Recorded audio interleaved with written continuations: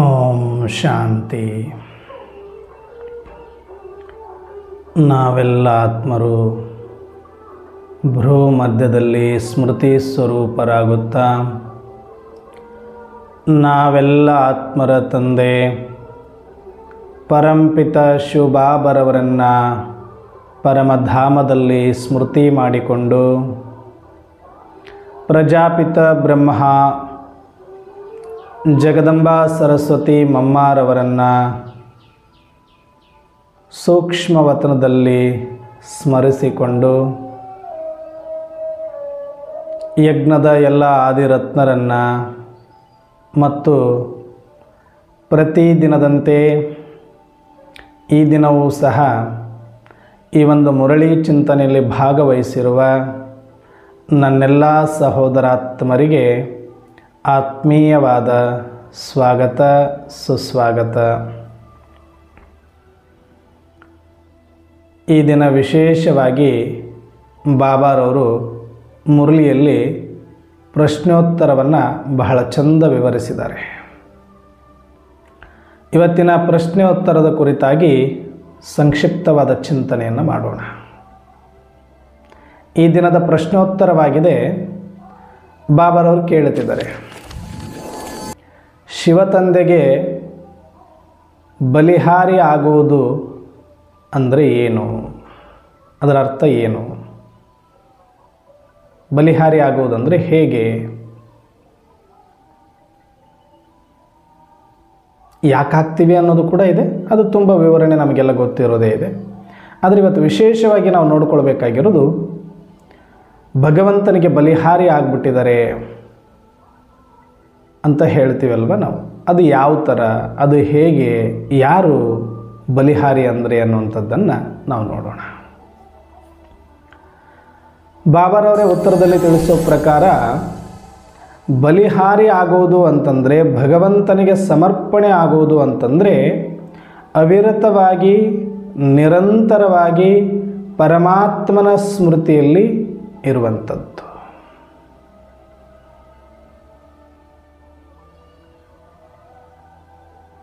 ಆದರೆ ಇದರಲ್ಲಿ ಎರಡು ಪ್ರಕಾರದ ಬಲಿಹಾರಿತನಗಳು ಇದೆ. ಯಾವುದು ಎರಡು ಪ್ರಕಾರ? ಒಂದು ಭಕ್ತಿ ಮಾರ್ಗದ ಬಲಿಹಾರಿತನ, ಇನ್ನೊಂದು ಜ್ಞಾನ ಮಾರ್ಗದ ಬಲಿಹಾರಿತನ. ಯಾಕಂದರೆ ಭಗವಂತನನ್ನು ಸ್ಮರಿಸುವುದು ಇವತ್ತು ಆರಂಭ ಆಗಿರುವಂಥದ್ದು ಅಲ್ಲ. ದ್ವಾಪರ ಯುಗದ ಆದಿ ಕಾಲದಿಂದಲೂ ಕೂಡ ಆ ಶಿವಪರಮಾತ್ಮನನ್ನು ಒಂದಲ್ಲ ಒಂದು ರೂಪದಲ್ಲಿ, ನಾಮದಲ್ಲಿ ಸ್ಮರಣೆ ಮಾಡಿಕೊಂಡು ಓಂ ನಮಃ ಶಿವಾಯ, ಓಂ ನಮಃ ಶಿವಾಯ, ಓಂ ನಮಃ ಶಿವಾಯ ಅನ್ನುವಂತಹ ಜಪವನ್ನು ಮಾಡ್ತಾ ಬಂದಿದ್ದಾರೆ, ವ್ರತವನ್ನು ಮಾಡ್ತಾ ಬಂದಿದ್ದಾರೆ, ಸ್ಮರಣೆ ಮಾಡ್ತಾ ಬಂದಿದ್ದಾರೆ, ಭಜನೆ ಮಾಡ್ತಾ ಬಂದಿದ್ದಾರೆ, ಹಾಡಾಡ್ತಾ ಬಂದಿದ್ದಾರೆ. ಸೃಷ್ಟಿಗೊಡೆಯ ಆ ಶಿವ ಅಂತ ಅವತ್ತೇ ಗುರುತಿಸಿ ಅವತ್ತಿನಿಂದಲೇ ಆ ಶಿವನನ್ನು ಭಜಿಸ್ತಾ, ಕೀರ್ತನೆ ಮಾಡ್ತಾ, ನಾಮಸ್ಮರಣೆ ಮಾಡ್ತಾ ಬಂದಿರುವಂಥದ್ದು ನಾವು ಭಕ್ತಿ ಮಾರ್ಗದಲ್ಲಿ ನೋಡ್ತಾ ಬರ್ತೇವೆ. ಅವರು ಕೂಡ ಎಷ್ಟು ಭಾವದಲ್ಲಿ ಪರವಶರಾಗಿರ್ತಾ ಇದ್ರು ಅಂದರೆ, ಪರಮಾತ್ಮನ ಸ್ಮರಣೆಯಲ್ಲಿ ಮುಳುಗಿಬಿಟ್ರೆ ಆ ಆನಂದದೊಳಗಡೆ ಅತೀಂದ್ರಿಯ ಸುಖದಲ್ಲಿ ತೇಲಾಡ್ತಾ ಇದ್ರು. ಯಾವುದೋ ಪರಲೋಕದಲ್ಲಿ ಪರವಶದಲ್ಲಿ ಇದ್ದಂಗೆ ಅವರು ಅನುಭವ ಮಾಡ್ತಾ ಇದ್ರು. ಇದು ಆ ಪರಮಾತ್ಮನ ನಾಮಕ್ಕಿರುವಂತಹ ಒಂದು ಬಲ, ಸ್ಮರಣೆಗಿರತಕ್ಕಂಥ ಬಲ. ಅದಕ್ಕೆ ದಾಸರು ಹೇಳ್ತಾರೆ, ನೀನ್ಯಾಕೋ ನಿನ್ನ ಹಂಗ್ಯಾಕೋ ನಿನ್ನ ನಾಮದ ಬಲವಂದಿದ್ದರೆ ಸಾಕೋ. ನೀನ್ಯಾಕೋ ನಿನ್ನ ಹಂಗ್ಯಾಕೋ ನಿನ್ನ ನಾಮಸ್ಮರಣೆಯ ಬಲವಂದಿದ್ದರೆ ಸಾಕು ನನಗ ಅಂತಾರವರು. ಪರಮಾತ್ಮನಿಗೆ ಅಂದರೆ ಒಳಗಡೆ ಆಂತರಿಕವಾಗಿ ಸತ್ವ ನೋಡಿ ಎಷ್ಟು ಗಟ್ಟಿತನ ಬರುತ್ತೆ ಅಂದರೆ, ಪರಮಾತ್ಮ ಯಾರಿಗಾದ್ರೂ ನೀವು ತುಂಬ ಒಳ್ಳೆಯದು ಮಾಡಿದ್ರಿ ಅಂತ ಇಟ್ಕೊಳ್ಳಿ, ತುಂಬ ಒಳ್ಳೆಯದು ಮಾಡಿದ್ರಿ, ತುಂಬ ಉಪಕಾರ ಮಾಡಿದ್ರಿ, ಅವರಿಗೆ ತುಂಬ ಸಮಯದಲ್ಲಿ ನೀವು ಜೊತೆ ನಿಂತಿದ್ರಿ ಅಂತ ಇಟ್ಕೊಳ್ಳಿ. ನಿಮ್ಮ ಸಂಕಟ ಬಂದಾಗ ಅಥವಾ ನಿಮ್ಮ ಸಮಯ ಬಂದಾಗ, ನಿಮ್ಮದೇನಾದರೂ ಕಾರ್ಯ ಇದ್ದಾಗ ನೀವು ಭಾಳ ಅವ್ರಿಗೆ ಒತ್ತಾಯ ಮಾಡೋ ಅವಶ್ಯಕತೆ ಇಲ್ಲ. ಅಕಸ್ಮಾತ್ ನೀವು ಕರೆಯೋದು ಮರೆತರೂ ಕೂಡ ಅವರು ಸುದ್ದಿ ಕಿವಿಗೆ ಬಿದ್ದ ತಕ್ಷಣ ಓಡಿ ಬಂದುಬಿಡ್ತಾರೆ. ಅವರು ಅದು ಎಳ್ಕೊಂಡು ಬಂದುಬಿಡುತ್ತೆ. ಯಾಕಂದರೆ ನೀವು ಮಾಡಿದ ಉಪಕಾರದ ಫಲ ಅವ್ರನ್ನ ಎಳ್ಕೊಂಡು ಬಂದು ನಿಮ್ಮ ಕಾರ್ಯದಲ್ಲಿ ತಂದು ನಿಲ್ಲಿಸುತ್ತೆ. ಹೇಗೋ ಹಾಗೆ ಪರಮಾತ್ಮ ನಿನ್ನ ಹಂಗು ನನಗೆ ಬೇಕಾಗಿಲ್ಲ. ನಿನ್ನ ಹಂಗು ಅಂದರೆ ನೀನೇನೋ ಮಹದುಪಕಾರ ಮಾಡೋದು ಬೇಡ ನನಗೆ, ನಾನು ಸ್ಮರಣೆ ಮಾಡಿನಲ್ಲ ನಿನ್ನ, ಅದರ ಫಲ ನನಗೆ ಸಾಕು, ಅದಕ್ಕಿಂತ ಹೆಚ್ಚಿಂದೇನು ಬೇಡ ಅಂತ. ಅಂದರೆ ಒಂಥರ ಕೂಲಿ ಮಾಡಿದವರು ಕೂಲಿ ಕೇಳ್ತಾರಲ್ಲ, ಅಂದರೆ ಇದು ಅದಕ್ಕೆ ಹೋಲಿಸೋದಂತಲ್ಲ. ಎಷ್ಟು ಅಧಿಕಾರದಿಂದ ಒಬ್ಬ ಮನುಷ್ಯ ಕೂಲಿ ಮಾಡಿದ್ದಾನೆ ಅಂತ ಇಟ್ಕ, ಬೆವರು ಸುರಿಸಿ ಕಷ್ಟಪಟ್ಟು ದುಡಿದಿದ್ದಾನೆ, ಮಾಲೀಕ ಬಂದು ದೌರ್ಜನ್ಯ ಮಾಡ್ತಾನೆ ಅಂತ ಇಟ್ಕೊಳ್ಳೋಣ. ದೌರ್ಜನ್ಯ ಮಾಡಿಲ್ಲ, ಕೊಡ್ತಾರೆ. ಎಷ್ಟು ಕೊಡಬೇಕು ಏನು ಕೊಡಬೇಕಂತ ಕೇಳಿದಾಗ ಅವ್ರು ಗಟ್ಟಿತನದಿಂದ ಹೇಳ್ತಾರೆ, ಸಾವ್ಕಾರ ನಿಮ್ಮ ಹತ್ರ ಬೇಕಾದಷ್ಟು ಇರ್ಬೋದು ಕೋಟಿಗಟ್ಟಲೆ, ನನಗದು ಬೇಕಿಲ್ಲ, ನಾನು ಏನು ಕೆಲಸ ಮಾಡಿದ್ದೀನಿ ಬೆವರು ಸುರಿಸಿ ಅಷ್ಟಕ್ಕೆ ನನಗೆ ಕೂಲಿ ಕೊಟ್ಟುಬಿಡಿ ಸಾಕು ಅಂತ ಹೇಳ್ತಾನೆ. ಅಂದ್ರೆ ಅಷ್ಟು ಆತನಿಗೆ ಆತ್ಮವಿಶ್ವಾಸ. ಮಾಲೀಕನ ಹತ್ರ ಕೋಟಿ ಕೋಟಿ ಇರುತ್ತೆ, 100-200 ಜಾಸ್ತಿ ಕೇಳಿದ್ರು ಕೊಟ್ಟು ಬಿಡ್ತಾರೆ. ಆದರೂ ಆ ರೈತರಿಗೆ ಅಥವಾ ಕೂಲಿ ಕೆಲಸ ಮಾಡುವಂಥವ್ರಿಗೆ ಅಥವಾ ಬೆವರು ಸುರಿಸಿ ದುಡಿಯುವಂಥ ಕರ್ಮಜೀವಿಗಳಿಗೆ ಆತ್ಮವಿಶ್ವಾಸ ಹೆಚ್ಚಾಗಿರುತ್ತೆ. ಅವ್ರು ಹೇಳ್ತಾರೆ, ಬೇಡ ಮಾಲೀಕರೇ, ನನಗೆ ಸಾಕು, ಇವತ್ತೊಂದಿನ ಹೊಟ್ಟೆ ಚಿಂತೆ ನನಗೆ, ಹೊಟ್ಟೆಗಾದರೆ ಸಾಕು, ನಾಳೆಗೆ ಹಿಟ್ಟು ಸಿಕ್ಕರೆ ಸಾಕು, ನನಗೆ ಹೆಚ್ಚಿಂದ ಆಸೆ ಪಡೋ ಮನುಷ್ಯ ಅಲ್ಲ, ನಾನೇನು ಬೆವರು ಸುರಿಸಿ ದುಡಿದಿದ್ದೀನಲ್ಲ ಅಷ್ಟು ಕೊಟ್ಟುಬಿಡಿ, ನಾನು ಆರಾಮಾಗಿ ಹೋಗ್ಬಿಡ್ತೀನಿ ಅಂತಾರೆ. ಅಲ್ಲೋ, ಇಷ್ಟ್ಯಾಕೆ ನೀನು ನಿರಹಂಕಾರಿ, ಇಷ್ಟ್ಯಾಕೆ ನೀನು ನಿರಾಶೆ, ನೋಡು ನಾನು ಕೋಟಿ ಕೋಟಿ ಇದ್ದರೂ ಇನ್ನೂ ಬೇಕು ಅಂತ ಇದೆಲ್ಲ ಮಾಡ್ತಾಯಿದ್ದೀನಿ, ನಿನಗಿರ್ಲಿಕ್ಕೊಂದು ಒಳ್ಳೆ ಗುಡಿಸ್ಲಿಲ್ಲ, ಮಲಗಲಿಕ್ಕೊಂದು ಜಾಗ ಇಲ್ಲ, ಹೊಟ್ಟೆ ತುಂಬ ಸರಿಯಾಗಿ 3 ಹೊತ್ತು ಊಟ ಇಲ್ಲ, ಆದರೂ ಕೂಡ ಸಾಕು ಸಾಕು ಅಂತ ಇದೆಯಲ್ಲ, ಹುಚ್ಚ ನಿನಗೆ ಅಂತನ. ಹಿಂಗಿರೋದಕ್ಕೆ ನೀನು ಹಿಂಗಿರೋದು ಅಂತನ. ಸಾಕು, ನಾನು ತೃಪ್ತಿಯಾಗಿದ್ದೇನೆ, ಇದರಲ್ಲಿ ನಾನು ತೃಪ್ತಿಯಾಗಿ ಹೋಗ್ಬಿಟ್ಟಿದ್ದೀನಿ. ಮುರುಕು ಗುಡಿಸ್ಲೇ ಇರ್ಬೋದು, ಹರಕ ಬಟ್ಟೆನೇ ಇರ್ಬೋದು ಮೈ ಮೇಲೆ, ಸ್ವಲ್ಪ ಹಸಿದ ಹೊಟ್ಟೆನೇ ಇರ್ಬೋದು ನನಗೆ, ಆದರೆ ಒಳಗಡೆ ನನಗೆ ತೃಪ್ತಿ ಇದೆಯಲ್ಲ, ನಿರ್ಭಯತೆ ಇದೆಯಲ್ಲ, ನಿಶ್ಚಿಂತತೆ ಇದೆಯಲ್ಲ, ಅದು ಸಾಕು ನನಗೆ. ಇನ್ಯಾವುದು ಕೂಡ ಆ ನಿಶ್ಚಿಂತತೆಯನ್ನು, ನಿರ್ಭಯತೆಯನ್ನು ಯಾವ ಹಣದಿಂದಲೂ ಖರೀದಿ ಮಾಡಲಿಕ್ಕೆ ಸಾಧ್ಯ ಇಲ್ಲ ಸಾಹುಕಾರ್ಯ ಅಂತಾನೆ. ಹಾಗೆ ಯಾರು ಭಗವಂತನನ್ನು ಸ್ಮರಣೆ ಮಾಡಿದ್ದಾರೆ, ಭಗವಂತನ ಸ್ಮೃತಿ ಮಾಡಿದ್ದಾರೆ, ಅವರಲ್ಲಿ ಆತ್ಮವಿಶ್ವಾಸ ಹೆಚ್ಚಾಗಿರುತ್ತೆ. ಅದಕ್ಕಿಂತ ಹೆಚ್ಚಾಗಿ ಅವ್ರ ಇಚ್ಛಾ ಮಾತ್ರ ಅವಿದ್ಯೆ ಆಗಿಬಿಟ್ಟಿರ್ತಾರೆ. ಈ ಲೋಕದ ಇಚ್ಛೆಗಳೇ ಅವ್ರಿಗಿರೋದಿಲ್ಲ, ಈ ರೂಢಿಗಳೇ ಅವ್ರಿಗಿರೋದಿಲ್ಲ. ಅದಕ್ಕೆ ಆರೂಢರು ಅಂತ ಕರೆದು ಬಿಡ್ತಾರೆ.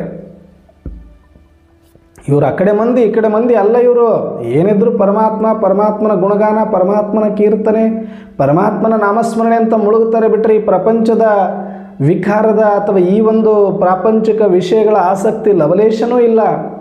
ಇವರಿಗೆ ಬರೀ ಅತೀಂದ್ರಿಯ ಸುಖದಲ್ಲಿ ಮುಳುಗೋದಿದೆ ಅನ್ನುವಂಥದ್ದನ್ನು ಕೂಡ ಗುರುತಿಸಿದ್ದಾರೆ.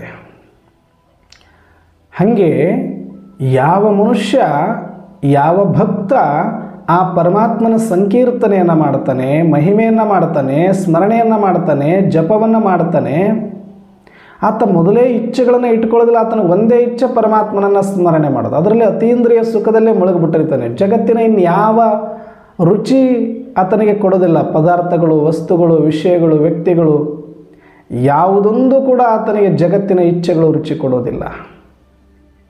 ಜಗತ್ತಿನ ಸಾಧನಗಳು ರುಚಿ ಕೊಡೋದಿಲ್ಲ, ಜಗತ್ತಿನ ಊಟ ರುಚಿ ಕೊಡೋದಿಲ್ಲ, ಜಗತ್ತಿನ ಐಶ್ವರ್ಯ ರುಚಿ ಕೊಡೋದಿಲ್ಲ, ಜಗತ್ತಿನ ಅಧಿಕಾರ ರುಚಿ ಕೊಡೋದಿಲ್ಲ.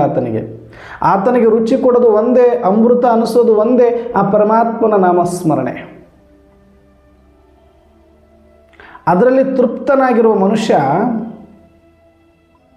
ಬೇರೆ ಯಾವುದನ್ನು ಕೂಡ ಇಚ್ಛೆ ಪಡೋದಿಲ್ಲ.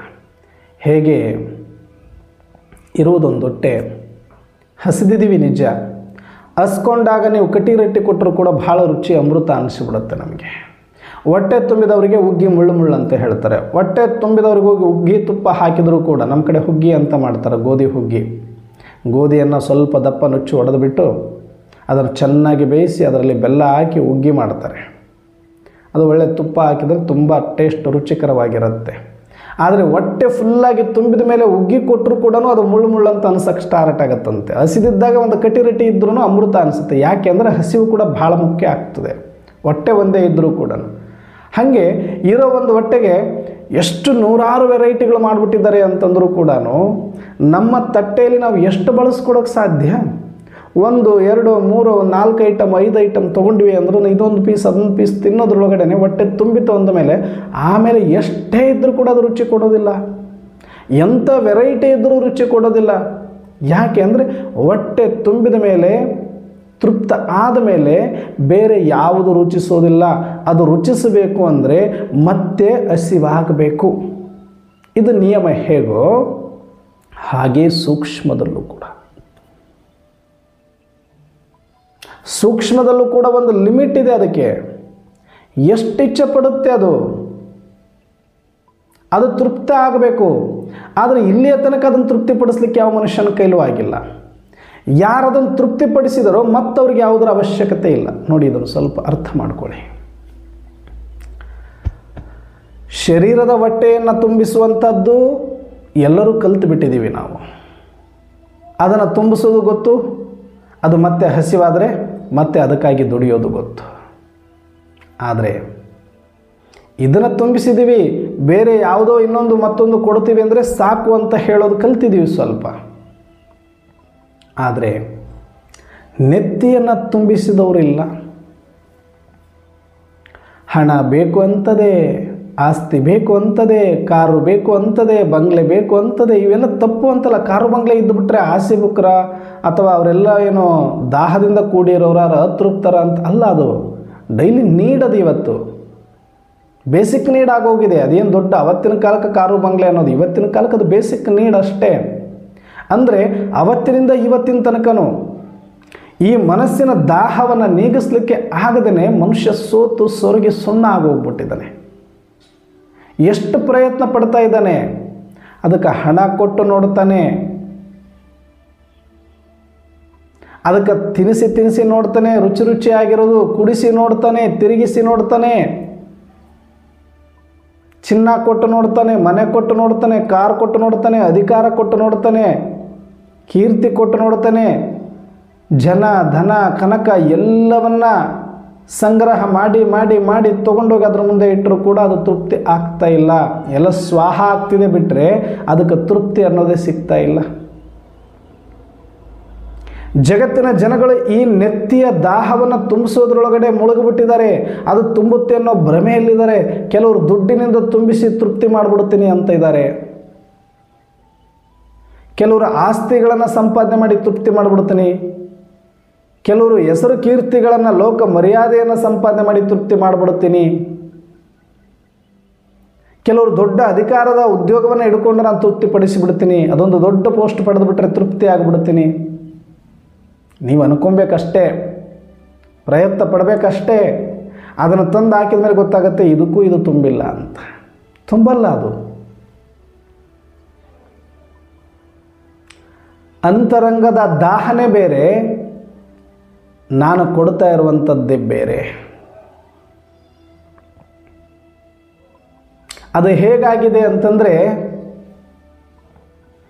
ಒಂದು ಆನೆನ ಕರ್ಕೊಂಡು ಬಂದು ಭಾಳ ಪ್ರೀತಿಯಿಂದ ಮನೆಯಲ್ಲಿ ಇಟ್ಕೊಂಡು ಅದಕ್ಕೆ ದಿನಾಲೂ ಸ್ನಾನ ಮಾಡಿಸಿ, ದಿನಾಲೂ ಪೂಜೆ ಮಾಡಿ, ಅದಕ್ಕೆ ದಿನಾಲೂ ಒಂದಷ್ಟು ಇಷ್ಟು ಮರದ ತುಂಬ ಅಕ್ಕಿ ಕೊಟ್ಟು, ಅದರೊಳಗೆ ಒಂದಷ್ಟು ಬೆಲ್ಲ ಕೊಟ್ಟು, ಅದಕ್ಕೆ ಒಂದಷ್ಟು ಹಣ್ಣುಗಳು ಕೊಟ್ಟು, ಅದಕ್ಕೆ ಒಂದಷ್ಟು ಕಬ್ಬಿನ ಗಂಟುಗಳನ್ನು ತಂದು ದಂಟುಗಳನ್ನು ಅದರ ಮುಂದೆ ಹಾಕಿ ತಿನ್ನಿಸ್ತಾ ಇದ್ರಿ.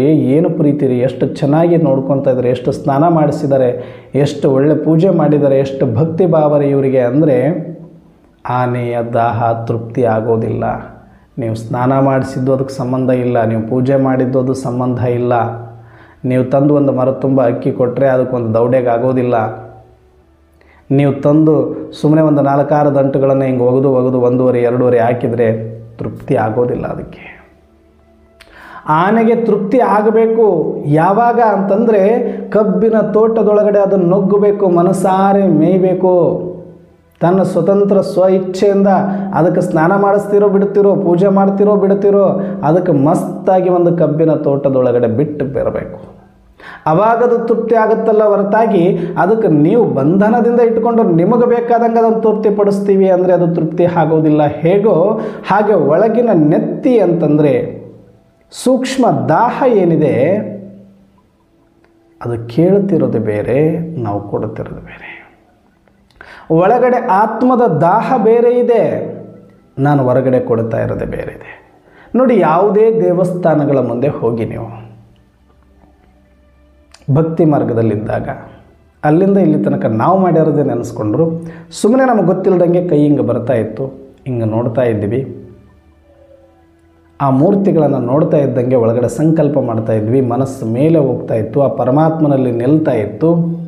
ಆ ಪರಮಾತ್ಮನ ಹತ್ರ ಕೇಳ್ಕೊಳ್ತಾ ಇದ್ದೀವಿ, ನನಗೆ ಸುಖ ಕೊಡು, ಶಾಂತಿ ಕೊಡು, ಶಕ್ತಿ ಕೊಡು, ಸುಖ ಕೊಡು, ಶಾಂತಿ ಕೊಡು, ಸುಖ ಕೊಡು, ಶಾಂತಿ ಕೊಡು. ತಂದೆ ನೀನು, ತಾಯಿ ನೀನು, ಬಂಧು ನೀನು, ಬಳಗ ನೀನು, ನನಗೆ ನೀನಲ್ಲದೆ ಮತ್ತಾರೂ ಇಲ್ಲ ಅಂತ ಹೇಳ್ತಿದ್ವಿ. ಸುಖ ಶಾಂತಿ ಕೊಡು ಅಂತ ಕೇಳ್ತಾ ಇದ್ದೀವಿ.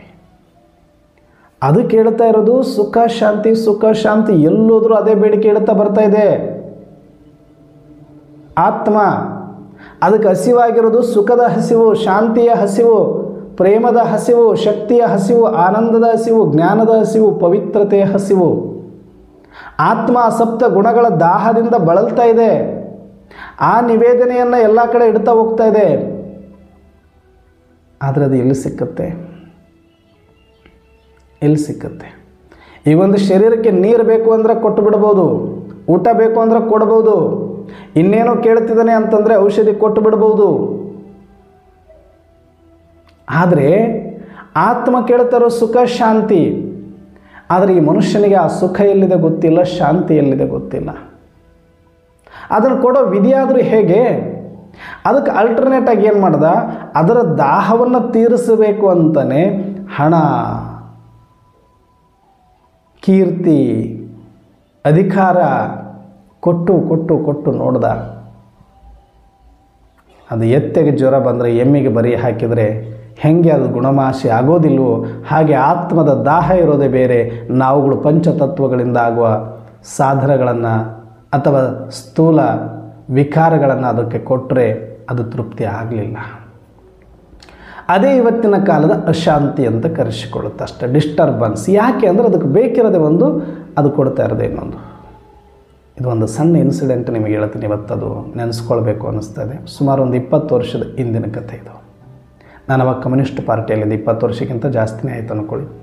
ಕಾಲೇಜಿನಲ್ಲಿ ಇದ್ದಾಗ ನಾನು ಒಂದು ಕಮ್ಯುನಿಸ್ಟ್ ಪಾರ್ಟಿಯಲ್ಲಿ ಇದ್ದೆ. ನಾನು ಆವಾಗ ನಾಸ್ತಿಕವಾದ ಕಾರ್ಲ್ ಮಾರ್ಕ್ಸು, ಲೆನಿನ್ನು. ಯಾಕಂದರೆ ನಾವು ಕಾಲೇಜಲ್ಲಿ ಸಂಘಟನೆ ಮಾಡಿಕೊಂಡು ಹುಡುಗರೆಲ್ಲ ವಿದ್ಯಾರ್ಥಿಗಳ ಒಂದು ಕುಂದುಕೊರತೆಗಳನ್ನು ನಾವು ಧ್ವನಿಯಾಗಿ ಎತ್ತಲಿಲ್ಲ ಅಂತಂದರೆ ಅದಕ್ಕೆ ಯಾರು ಕೂಡ ಪರಿಹಾರ ಕೊಡೋದಿಲ್ಲ ಅಂತ ಕೆಲವು ವಿದ್ಯಾರ್ಥಿಗಳ ತೊಂದರೆಗಳೇನಿತ್ತು, ಹಾಸ್ಟೆಲ್ಗಳಲ್ಲಾಗಿರ್ಬೋದು, ಸ್ಕೂಲು ಕಾಲೇಜುಗಳಲ್ಲಾಗಿರ್ಬೋದು, ಫೀಸ್ ಕಟ್ಟೋದಲ್ಲೇ ಆಗಿರ್ಬೋದು, ವಿದ್ಯಾರ್ಥಿಗಳಿಗಾಗುವ ಅನ್ಯಾಯವನ್ನು ಅದರ ವಿರುದ್ಧ ಒಂದಷ್ಟು ಧ್ವನಿ ಎತ್ತಿ ಹೋರಾಟ ಮಾಡಬೇಕು ಅನ್ನುವಂಥ ಮನೋಭಾವನೆಯನ್ನು ಬೆಳೆಸ್ಕೊಳ್ಳೋದಕ್ಕೆ ಒಂದು ಸಂಘಟನೆ ಒಳಗಡೆ ಇದ್ವಿ.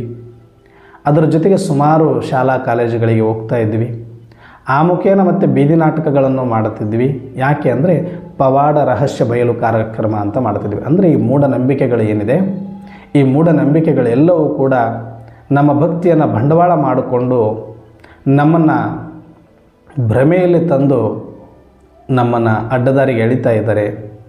ಇದು ಎಲ್ಲವೂ ಕೂಡ ಅಜ್ಞಾನ, ವಿಜ್ಞಾನ ಬೇರೆ ಇದೆ ಅಂತ ಅಂದ್ಕೊಂಡು ಪವಾಡ ರಹಸ್ಯ ಬಯಲು ಕಾರ್ಯಕ್ರಮ ಅಂತ ಮಾಡ್ತಿದ್ವಿ. ಅಂದರೆ ಅವತ್ತಿನ ಕಾಲಕ್ಕೆ ಏನೆಲ್ಲ ಸಣ್ಣ ಪುಟ್ಟ ಪವಾಡಗಳನ್ನು ಮಾಡಿ ತೋರಿಸಿ ಜನಗಳನ್ನು ಹ್ಯಾಮಾರಿಸ್ತಾ ಇದ್ದರು, ಅವು ಎಲ್ಲವೂ ಕೂಡ ವಿಜ್ಞಾನದ ಸತ್ಯದ ಹಿಂದೆ ಅವರೆಲ್ಲ ಮಾಡ್ತಾ ಇರೋದು, ವಿಜ್ಞಾನದ ಸೂತ್ರದ ಆಧಾರದ ಮೇಲೆ ಮಾಡ್ತಾ ಇರೋದು. ಆದರೆ ನಮಗೆ ಅದು ಗುರುತಿಸ್ಲಿಕ್ಕೆ ಆಗದೇ ಇರೋದರಿಂದ ನಮ್ಮನ್ನು ಭ್ರಮೆಗೊಳಪಡಿಸಿ ಮೋಸ ಮಾಡುತ್ತಿದ್ದಾರೆ. ಇದರಿಂದ ಎಚ್ಚರ ಆಗಬೇಕು, ನಾವು ವೈಜ್ಞಾನಿಕ ಚಿಂತಕರಾಗಬೇಕು ಮತ್ತು ಮುಂದುವರಿದ ನಾಗರಿಕರಾಗಬೇಕು, ಎಚ್ಚೆತ್ತುಕೊಳ್ಬೇಕು ಅಂತ ಹೇಳಿ ಈ ಥರ ಒಂದಷ್ಟು ಪವಾಡ ರಹಸ್ಯ ಬಯಲು ಕಾರ್ಯಕ್ರಮಗಳನ್ನು ಮಾಡ್ತಾ ಇದ್ವಿ. ಅಂಥ ಟೈಮಲ್ಲಿ ಆ ಸಂಘಟನೆ ಒಳಗಡೆ ತುಂಬ ಪಾಠಗಳನ್ನು ನಾನು ಕಲೀಲಿಕ್ಕೆ ಸಿಕ್ತು. ನನಗೆ ಪ್ರಾಮಾಣಿಕತೆ ಅಂದರೆ ಏನು, ಅಥವಾ ಒಂದಷ್ಟು ಅವ್ರದ್ದು ಎಷ್ಟು ಸರಳ ಜೀವನ ಅಂತಂದರೆ ₹1 ಎಕ್ಸ್ಟ್ರಾ ಅವ್ರು ಯಾರು ಗುಟ್ಕಾ ತಿನ್ನೋರಲ್ಲ, ಕುಡಿಯೋರಲ್ಲ, ತಿನ್ನೋರಲ್ಲ, ತಿರುಗೋರಲ್ಲ, ದೊಡ್ಡ ದೊಡ್ಡ ಉದ್ಯೋಗದಲ್ಲಿರೋರು. ಇವತ್ತು ಹೆಂಗೆ ನಾವು ಬ್ರಹ್ಮಕುಮಾರಿಸಲ್ಲಿ ಸರೆಂಡರ್ ಆಗಿದ್ದೀವಿ, ಹಾಗೆ ಆ ಸಂಘಟನೆಗೆ ಸರೆಂಡರ್ ಆಗೋರು. ಸರೆಂಡರ್ ಆಗಿ ದೇಶ ಸೇವೆಗಾಗಿ ಅಥವಾ ಜನಗಳನ್ನು ಎಚ್ಚರಿಸೋದಕ್ಕಾಗಿ ಒಂದಷ್ಟು ನಾಸ್ತಿಕತ್ವ ಅನ್ನೋದಕ್ಕಿಂತ ಅವರಲ್ಲಿ ಒಳ್ಳೆತನ ತುಂಬ ನಾನು ನೋಡಿದ್ದೀನಿ. ನಾನು ನೋಡಿರೋ ಸಂಘಟನೆಯಲ್ಲಿ ತುಂಬ ಮಾನವೀಯತೆ ತುಂಬ್ತಾ ಇತ್ತು. ಸಮಾಜದಲ್ಲಿರುವ ಪ್ರತಿಯೊಬ್ಬರನ್ನು ಸಮಾನವಾಗಿ ನೋಡಬೇಕು, ಎಲ್ಲರಿಗೂ ಸಮಾನ ಗೌರವ ಕೊಡಬೇಕು ಮತ್ತು ಎಲ್ಲರನ್ನ ಮನುಷ್ಯರಂತೆ ಕಾಣಬೇಕು. ಯಾರು ಹೆಚ್ಚು ಕಡಿಮೆ ಇವರು ಶ್ರೇಷ್ಠ ಕನಿಷ್ಠ ಅನ್ನೋದಿಲ್ಲ. ಸಮಾನತಾವಾದ ಅದರದ್ದು ಉದ್ದೇಶ ಏನು ಅಂದರೆ ಎಲ್ಲರೂ ಸಮಾನರಿರಲಿ. ಯಾರು ಹೆಚ್ಚು ಕಡಿಮೆ ಇಲ್ಲ, ಗಂಡು ಹೆಣ್ಣು ಇಲ್ಲ, ಚಿಕ್ಕವರು ದೊಡ್ಡವರಿಲ್ಲ. ಮನುಷ್ಯ ಆಗಿ ಹುಟ್ಟಿದೆಯೇ ಮನುಷ್ಯ ನೀನು ಅಷ್ಟೇ. ಹಾಗೆ ನೋಡಬೇಕು. ನಿನಗೂ ಅದೇ ಅವಶ್ಯಕತೆ ಇದೆ, ಅವ್ರಿಗೂ ಅದೇ ಅವಶ್ಯಕತೆ ಇದೆ. ನಿನಗೆಷ್ಟು ಪ್ರಿಫರೆನ್ಸ್ ಇದೆಯೋ ಅವ್ರಿಗಷ್ಟು ಪ್ರಿಫರೆನ್ಸ್, ನಿನಗೆಷ್ಟು ಅಧಿಕಾರ ಇದೆಯೋ ಅವ್ರಿಗೆ ಅಷ್ಟು ಅಧಿಕಾರ ಇದೆ. ಈ ಸಮಾನತಾ ತತ್ವದಲ್ಲಿ ನನಗೆ ತುಂಬ ಇಷ್ಟ ಆಗಿತ್ತು. ಜೊತೆಗೆ ಈ ಭಗವಂತ ನನಗೆ ತುಂಬ ಭಕ್ತಿ ಮೊದಲು ತುಂಬ ಚೆನ್ನಾಗಿತ್ತು. ಆದರೆ ನೀವು ದೇವರನ್ನು ನಂಬಲ್ವಾ ಅಂತ ಕೇಳಿದಾಗ ಅವ್ರು ಹೇಳಿದ್ರು, ಇಲ್ಲಪ್ಪ, ದೇವರನ್ನು ನಂಬಿದ್ದೀವಿ ಅಂತ ಹೇಳಿಕೊಂಡು ದೇವರ ಮೂರ್ತಿಗಳನ್ನು ಇಟ್ಟುಕೊಂಡು ದೇವರ ಹೆಸರನ್ನು ಹೇಳಿಕೊಂಡೆ ಸಮಾಜದಲ್ಲಿ ಅನ್ಯಾಯ ಮೋಸ ಮಾಡ್ತಿರೋರ ಸಂಖ್ಯೆನೇ ಇಷ್ಟೆಲ್ಲ ಇದೆ. ಎಷ್ಟೆಲ್ಲ ಜನಗಳನ್ನು ಅಜ್ಞಾನದಲ್ಲಿ ತಳ್ಳುತ್ತಾ ಇದ್ದಾರೆ. ಕೋಟಿ ಕೋಟಿ ದುಡ್ಡುಗಳನ್ನು ಜನಗಳಿಂದ ಲಪಟಾಯಿಸಿ ಅವರಿಗೆ ನಾಮ ಇಡ್ತಾ ಇದ್ದಾರೆ. ಬಿಟ್ಟರೆ ಯಾವ ಒಂದು ಜ್ಞಾನ ಕೊಡ್ತಾ ಇಲ್ಲ, ಒಂದು ನಾಗರಿಕತೆ ಕಲಿಸ್ತಾ ಇಲ್ಲ, ಒಂದು ವೈಜ್ಞಾನಿಕ ಚಿಂತನೆಗೆ ಹಚ್ತಾ ಇಲ್ಲ. ಇದೆಲ್ಲ ನೋಡಿದಾಗ ತುಂಬ ದೇವರ ಹೆಸರು ಹೇಳಿಕೊಂಡು ನಾವು ಕೂಡ ಭಕ್ತಿ ಮಾರ್ಗದಲ್ಲಿ ಸುಮ್ಮನೆ ಸರಳವಾಗಿ ದಾಟಿ ಹೋಗಿ ಬಿಡ್ಬೋದು. ಆದರೆ ಏನಾದರೂ ಒಂದಷ್ಟು ಸಮಾಜ ಸುಧಾರಣೆ ಕೆಲಸವನ್ನು ಮಾಡಿ ಜೀವನ ಸಾರ್ಥಕ ಮಾಡಿಕೊಳ್ಬೇಕು ಅಂತ ನಾವು ಈ ಮಾರ್ಗದಲ್ಲಿ ಇದ್ದೀವಿ ಅಂದಾಗ ನನಗೂ ಒಂಥರ ಇನ್ಸ್ಪೈರ್ ಆಗಿ ಒಂದು 2 ವರ್ಷಗಳ ಕಾಲ ಆ ಒಂದು ಪಾರ್ಟಿಯಲ್ಲಿ ಇರುವಂಥ ಅವಕಾಶ ಸಿಕ್ಕಿತ್ತು. ಆ ಸಂದರ್ಭದಲ್ಲಿ ನಮಗೊಬ್ಬರಲ್ಲಿ ಕಾಮ್ರೇಡ್ ಅಂತ ಬರ್ತಾರೆ, ಸೀನಿಯರ್ಸ್. ಅವರೊಂದು ಟ್ರೈನಿಂಗ್ ಕೊಡಬೇಕಾದ್ರೆ ಒಂದು ಎಕ್ಸಾಂಪಲನ್ನು ಹೇಳಿದರು. ಅಂದರೆ ಎಂತೆಂಥ ಟೈಮಲ್ಲೂ ಈ ಹಾಸ್ಪಿಟಲ್ಗಳಲ್ಲಿ ಎಷ್ಟು ಅಸ್ತವ್ಯಸ್ತ ಆಗಿದೆ ಮತ್ತು ನಾವು ಎಷ್ಟು ಅಲರ್ಟ್ ಆಗಿರಬೇಕಾಗಿತ್ತು ಕೆಲವೊಂದು ವಿಚಾರಗಳಲ್ಲಿ ಅನ್ನೋದಕ್ಕೆ ಅವರೊಂದು ಎಕ್ಸಾಂಪಲ್ ಕೊಟ್ಟಿದ್ದರು. ಅದು ಇವತ್ತಿಗೂ ನನಗೆ ಹಸಿರಾಗಿ ಉಳಿದುಬಿಟ್ಟಿದೆ ಅವರು ಹೇಳಿರುವಂಥದ್ದು. ಅವರು ಡಾಕ್ಟರ್ ಆಗಿರ್ತಾರೆ ವೃತ್ತಿಯಲ್ಲಿ. ಡಾಕ್ಟರ್ ವೃತ್ತಿಯನ್ನು ಮಾಡ್ತಾ ಜೊತೆಗೆ ಕಮ್ಯುನಿಸ್ಟ್ ಪಾರ್ಟಿಯಲ್ಲಿ ಇರ್ತಾರೆ ಅವರು. ಅದು ಮುಗಿದ ತಕ್ಷಣ ಇದಕ್ಕೆ ಸಮಯ ಕೊಟ್ಟು ಡೆಡಿಕೇಶನಿಂದ ತುಂಬ ಸೋಷಿಯಲ್ ಸರ್ವಿಸನ್ನು ಮಾಡ್ತಾಯಿದ್ರು ಅವರು. ಬಹಳ ವರ್ಷ ಸೀನಿಯರ್ ಅವರು. ಹೀಗೆ ಒಬ್ಬರಿಗೆ ಸಂಘಟನೆಯಲ್ಲಿರುವಂಥವರಿಗೆ ಒಬ್ಬರು ಲೇಡೀಸ್ ಅಕ್ಕಂದ್ರಿಗೆ ಹಾಸ್ಪಿಟಲೈಸ್ಡ್ ಆಗಿರ್ತಾರೆ. ಅವರು ಹುಷಾರು ತಪ್ಪಿರ್ತಾರೆ. ಸುಮಾರು 1 ವಾರಗಳ ಕಾಲ ಆಗಿರುತ್ತೆ. ಇವರು ಬೇರೆ ಕಡೆ ಹೋಗಿರ್ತಾರೆ ಕಾರ್ಯಕ್ರಮಗಳ ಒಂದು ಆಧಾರದ ಮೇಲೆ. 1 ವಾರದಿಂದ ಹಾಸ್ಪಿಟ್ಲಲ್ಲಿ ಅಡ್ಮಿಟ್ ಆಗಿರ್ತಾರೆ. ಇವರು ಬರ್ತಾರೆ, ಡಾಕ್ಟರ್ ಬಂದಿದ್ದಾರೆ, ಒಂದು ಸಲ ನೋಡಿ ಮಾತಾಡಿಸ್ಕೊಂಡು ಬಂದುಬಿಡೋಣ ಅಂತ ಇವ್ರನ್ನ ಕರ್ಕೊಂಡು ಹಾಸ್ಪಿಟ್ಲಿಗೆ ಹೋಗ್ತಾರಂತೆ. ಹಾಸ್ಪಿಟ್ಲಿಗೆ ಹೋದಾಗ ಇವರು ಹೋಗಬೇಕಾದ್ರೆ ತುಂಬ ಚೆನ್ನಾಗಿದ್ದಾರೆ. ಅವರು ಇದ್ದಕ್ಕಿದ್ದಂಗೆ ಹಾಸ್ಪಿಟಲೈಸ್ಡ್ ಆಗಿದ್ದಾರೆ. ಆದರೆ ಇವತ್ತು ನೋಡಿದರೆ ಪರಿಸ್ಥಿತಿ ಹೆಂಗಿದೆ ಅಂದರೆ ಈಗೋ ಹಾಗೋ ಅನ್ನೋ ಪರಿಸ್ಥಿತಿಗೆ ಆ ಸ್ಟೇಜ್ ಬಂದುಬಿಟ್ಟಿದೆ. ಇವರನ್ನು ಕಾಯಿಸಿದರೆ 2 ಗಂಟೆ 3 ಗಂಟೆ 6 ಗಂಟೆ ಆದರೂ ಇವ್ರನ್ನ ಬಿಡೋಕ್ಕೆ ತಯಾರಿಲ್ಲ. ಇವ್ರು ಹೋಗಿ ಆಮೇಲೆ ರಿಕ್ವೆಸ್ಟ್ ಮಾಡ್ಕೊಳ್ತಾರೆ, ನಾನೊಬ್ಬ ಡಾಕ್ಟರ್ ಇದ್ದೀನಿ, ಈ ಥರ ನಮ್ಮ ಪೇಷಂಟೇ, ಅದು ಸ್ವಲ್ಪ ಕಂಡೀಷನ್ ನೋಡಬೇಕಾಗಿತ್ತು ನಾನು ಅಂದಾಗ ಆವಾಗ ವಿಧಿ ಇಲ್ಲದೆ ಅವ್ರು ಒಳಗಡೆ ಬಿಡ್ತಾರೆ. ಬಿಟ್ಟ ಮೇಲೆ ಹೋಗಿ ನೋಡ್ತಾರೆ. ಅವರು ಇವರು ನೋಡ್ತಿದ್ದಂಗೆ ಕಣ್ಣಲ್ಲಿ ನೀರು ಹಂಗೆ ಹೋಗ್ತಾ ಇದೆ. ನೀರು ಅಂತ ಸನ್ನೆ ಮಾಡ್ತಿದ್ರೆ ಬಾಯಿ ಬರ್ತಾ ಇಲ್ಲ. ಸುಮ್ಮನೆ ಗ್ಲುಕೋಸ್ಗಳನ್ನು ಆ ಕಡೆ ಈ ಕಡೆ ಹಚ್ಕೊಂಡು ಬಿಟ್ಟು ಮೈಯೆಲ್ಲ ಒಂಥರ ಬಾತು ಬಿಟ್ಟಿದೆ, ಹೊಟ್ಟೆ ಎಲ್ಲ ಉಬ್ಬರ ಆಗಿಬಿಟ್ಟಿದೆ. ಅವ್ರದ್ದು ಸ್ಟೇಜ್ ನೋಡಿ ಇವರಿಗೆ ತುಂಬ ಕಣ್ಣಲ್ಲಿ ನೀರು ಬಂತಂತೆ. ಅವರು ನೀರು ಅಂತ ಕೇಳ್ತಾನೆ ಇದ್ರು ಅಂತೆ. ಕೊಡಬೇಡಿ ಅಂತ ಇದ್ರಂತೆ. ಏನಮ್ಮ ಅವರು ನೀರು ಕೇಳ್ತಿದ್ದಾರೆ, ನೀವು ಕೊಡ್ತಾ ಇಲ್ಲ ಸರ್, ನಮ್ಮ ಡಾಕ್ಟ್ರು ಬೇಡನಿದ್ದಾರೆ, ಏನೂ ಕೊಡೋಂಗಿಲ್ಲ, ನಾವು ಗ್ಲುಕೋಸ್ ಹಚ್ಚಿಬಿಟ್ಟಿದ್ದೀವಿ, ಏನೂ ಕೊಡೋಂಗಿಲ್ಲ, ಅವ್ರು ಕೇಳ್ತಾರೆ, ಸುಮ್ಮನೆ ಬಾಯಾರಿಕೆ ಆಗುತ್ತೆ, ಕೊಡಬೇಡಿ. ಯಾವಾಗಲಿಂದ ಕೇಳ್ತಾ ಇದ್ದಾರಮ್ಮ? ಅವ್ರು 3 ದಿನದಿಂದ ಹಿಂಗೆ ಕೇಳ್ತಾರೆ ಬಿಡ್ರಿ ಅಂತಂದ್ರಂತ. 3 ದಿನದಿಂದ ಕೇಳ್ತಾ ಇದ್ದಾರೆ, ನೀವು ಗ್ಲುಕೋಸ್ ಯಾವಾಗಲಿಂದ ಹಚ್ಚಿದ್ದೀರಮ್ಮ ಅಂದ್ರೆ ನಾವು 1 ವಾರದಿಂದನೇ ಹಚ್ಕೊಂಡು ಬರ್ತಾಯಿದ್ದೀವಿ ಡೈಲಿ. ಮತ್ತು 1 ವಾರದಿಂದ ನೀವು ಗ್ಲುಕೋಸ್ ಹಚ್ಕೊಂಡು ಬರ್ತಾ ಇದ್ದರೆ ವಾರದ ಕತೆ ಬೇಡ ನನಗೆ, 3 ದಿನದ್ದು ಕತೆ ಬೇಡ. ಎಲ್ಲಿ ಹೋಗ್ತಾ ಇದೆ ಅದು? ನೀವು ಗ್ಲುಕೋಸ್ ಏನೋ ಹಚ್ತೀರಿ, ದಿನಕ್ಕೆ 1-2 ಗ್ಲುಕೋಸ್ ಹಚ್ತೀರಿ ನಿಜ. ಗ್ಲುಕೋಸ್ ಹಚ್ಚಿದ ಮೇಲೆ ದಾಹ ಆಗಬಾರ್ದಲ್ವಾ? ಗ್ಲುಕೋಸ್ ಹಚ್ಚೋ ಉದ್ದೇಶನೇನು? ಆ ನೀರಿನ ಅಂಶವನ್ನು, ಪ್ರೋಟೀನ್ ಅಂಶವನ್ನು ಕೊರತೆ ಆಗದಂಗೆ ದೇಹಕ್ಕೆ ಸಮತೋಲನ ಮಾಡೋದು. ಬಾಯಿ ಮುಖಾಂತರ ಕೊಡಲ್ಲ, ಡೈರೆಕ್ಟ್ ನರ್ವ್ಸ್ ಮುಖಾಂತರ ಕೊಡ್ತೀರಿ ಅಷ್ಟೇ. ಆದರೆ ಆ ಗ್ಲುಕೋಸ್ ಹೋಗಿ ಸೇರಬೇಕಾಗಿರೋ ಜಾಗಕ್ಕೆ ಸೇರಿಬಿಟ್ರೆ ದಾಹ ಆಗಬಾರ್ದಾಗಿತ್ತು, ಅವರಿಗೆ ತೃಪ್ತಿ ಆಗಬೇಕಾಗಿತ್ತು ಒಳಗಿಂದ. ಆದರೆ ದಾಹ ಆಗ್ತಾಯಿದೆ, ನೀರು ಅಂತ ಇದ್ದಾರೆ, ಕಣ್ಣಲ್ಲಿ ಅಳ್ತಾ ಇದ್ದಾರೆ. ನೀರು ಕೊಡದೆ ಸಾಯಿಸಬೇಡಿ ನನಗೆ ಅಂತ ಹೇಳಿದ್ರಂತೆ ಮೊದಲೊಂದು ದಿನ. ಇವಾಗ ಮಾತಾಡೋಕ್ಕೂ ಆಗದೇ ಇರೋ ಸ್ಟೇಜಿಗೆ ಬಂದುಬಿಟ್ಟಿದ್ದಾರೆ ಅಂದಮೇಲೆ ಇವಾಗಲೂ ನೀವು ನೀರು ಕೊಡ್ತಾ ಇಲ್ವಲ್ಲ ಅಂತಂದರೆ, ಇಲ್ಲ ಸರ್ ನೀವು ಕೊಡಬೇಡಿ ಅಂದರೆ ನಾನು ಮಾತಾಡಬೇಕು ಡಾಕ್ಟ್ರ್ ಹತ್ರ. ಸರಿ ಅಂತ ಹೇಳ್ಬಿಟ್ಟು ಆ ಡಾಕ್ಟ್ರ್ ಹತ್ರ ಟೈಮ್ ತೊಗೊಂಡು ಮಾತಾಡಿದಾಗ, ಏನು ಸರ್ ಇದು ಸಿಚುವೇಶನ್ನು ಈ ಥರ ಇದೆ, ಗ್ಲೂಕೋಸ್ ಬೇರೆ 3 ದಿನದಿಂದ ಕೊಡ್ತಾ ಇದ್ದೀವಿ ಅಂತ ಹೇಳ್ತಾ ಇದ್ದಾರೆ. ಅವರು ದಾಹ ಆಗ್ತಿದೆ ಅಂತ ಕೈ ಮಾಡ್ತಾ ಇದ್ದಾರೆ, ಇವತ್ತು ಸನ್ನೆ ಮಾಡೋ ಲೆವೆಲಿಗೆ ಬಂದುಬಿಟ್ಟಿದ್ದಾರೆ, ಮಾತು ಆಡೋಕ್ಕೆ ಶಕ್ತಿ ಇಲ್ಲ. ಮತ್ತು ಯಾಕೆ ಈ ದಾಹ ಆಗ್ತದೆ? ಇಲ್ಲ ಸರ್, ಸ್ವಲ್ಪ ಕೆಲವರು ಸಿಚುವೇಶನ್ ಹಂಗೆ ಆಗುತ್ತೆ ಸರ್, ಇದು ಸೀರಿಯಸ್ ಆಗಿದೆ ಮ್ಯಾಟ್ರು. ನಾನು ಹೋಗಬೇಕಾದ್ರೆ ನೋಡಿದ್ದೀನಿ, ತುಂಬ ವೆಲ್ ಕಂಡೀಷನಲ್ಲಿದ್ದರು.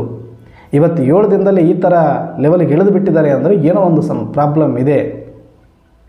ನೀವು ಸ್ವಲ್ಪ ಥಿಂಕ್ ಮಾಡಿ, 1 ನಿಮಿಷ ಟೈಮ್ ಕೊಡಿ, ನನ್ನ ಜೊತೆ ಬನ್ನಿ.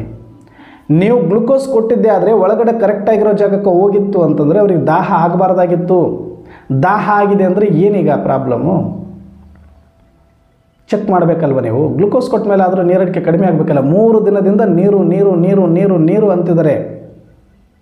ಸ್ವಲ್ಪ ಅದನ್ನು ನೋಡಿ ಅಂತ ಹೇಳಿದ ತಕ್ಷಣವೇ ಹೌದಲ್ವ, ಗ್ಲುಕೋಸ್ ಕೊಟ್ಟ ಮೇಲೆ ನೀರು ಕೇಳ್ತಿದ್ದಾರೆ ಅವರು ಅಂದ್ಕೊಂಡು ಓಡಿ ಬಂದು ಚೆಕ್ ಮಾಡಿ ಸ್ಕ್ಯಾನ್ ಮಾಡಿ ನೋಡಿದರೆ ಎಲ್ಲಿ ಹೋಗಿ ಆ ವಾಟರ್ ಸ್ಟೋರೇಜ್ ಇದೆ ಅಲ್ಲಿ ಹೋಗಬೇಕಾಗಿತ್ತು, ಅಲ್ಲಿ ಹೋಗಿಲ್ಲ. ಬೇರೆ ಕಡೆ ಸ್ವಲ್ಪ ಸೈಡ್ ಲೈನ್ ಆಗಿಬಿಟ್ಟು ಹೊಟ್ಟೆ ಎಲ್ಲ ತುಂಬಿಕೊಳ್ತಾ ಇದೆ, ಬಿಟ್ಟರೆ ಸೇರಬೇಕಾಗಿರೋ ಜಾಗಕ್ಕೆ ಸೇರ್ದಿರ ಇರೋದ್ರಿಂದ ದಾಹ ದಾಹ ದಾಹ ಆಗಿತ್ತು. ಒಳಗಡೆ ಬೇರೆ ಕಡೆ ಎಲ್ಲ ನೀರು ತುಂಬಿಕೊಂಡು ಡ್ಯಾಮೇಜ್ ಆಗೋಗಿತ್ತು. ಇಮ್ಮಿಡಿಯೇಟಾಗಿ ಸ್ಕ್ಯಾನಿಂಗ್ ರಿಪೋರ್ಟ್ ನೋಡಿದ ತಕ್ಷಣವೇ ತಂಡ ಹೊಡೆದು ಬಿಟ್ಟಿದ್ದಾರೆ ಡಾಕ್ಟ್ರು. ಇಮಿಡಿಯೇಟಾಗಿ ತೊಗೊಂಡೋಗಿ ಓಟಿಗೆ ಹೋಗಿ ಆಪರೇಷನ್ನ ಮಾಡಿ ಅದನ್ನು ಸರಿ ಮಾಡಿಕೊಂಡು ಅವ್ರನ್ನ ಬದುಕಿಸ್ಕೊಂಡಂತಾಯಿತು. ಬಲೆ ಎಲ್ಲನೂ ಕೂಡ ಇದು ನಾಟಕದಲ್ಲಿ ಇರುತ್ತೆ, ನಾಟಕದ ಅನುಸಾರ ಆಗುತ್ತೆ ಅಂತ ಅಂದ್ರೂ ಕೂಡ, ಅಂದರೆ ಇಲ್ಲಿ ನಾನು ಏನು ಹೇಳಕ್ಕೆ ಹೊರಟಿದ್ದೀನಿ, ಅದೊಂದು ಇನ್ಸಿಡೆಂಟ್ ಇಂಥದ್ದು ಸಾಕಷ್ಟು ಇವತ್ತು ಹಾಸ್ಪಿಟಲ್ಗಳಲ್ಲಿ ನಡೀತಾ ಇದೆ.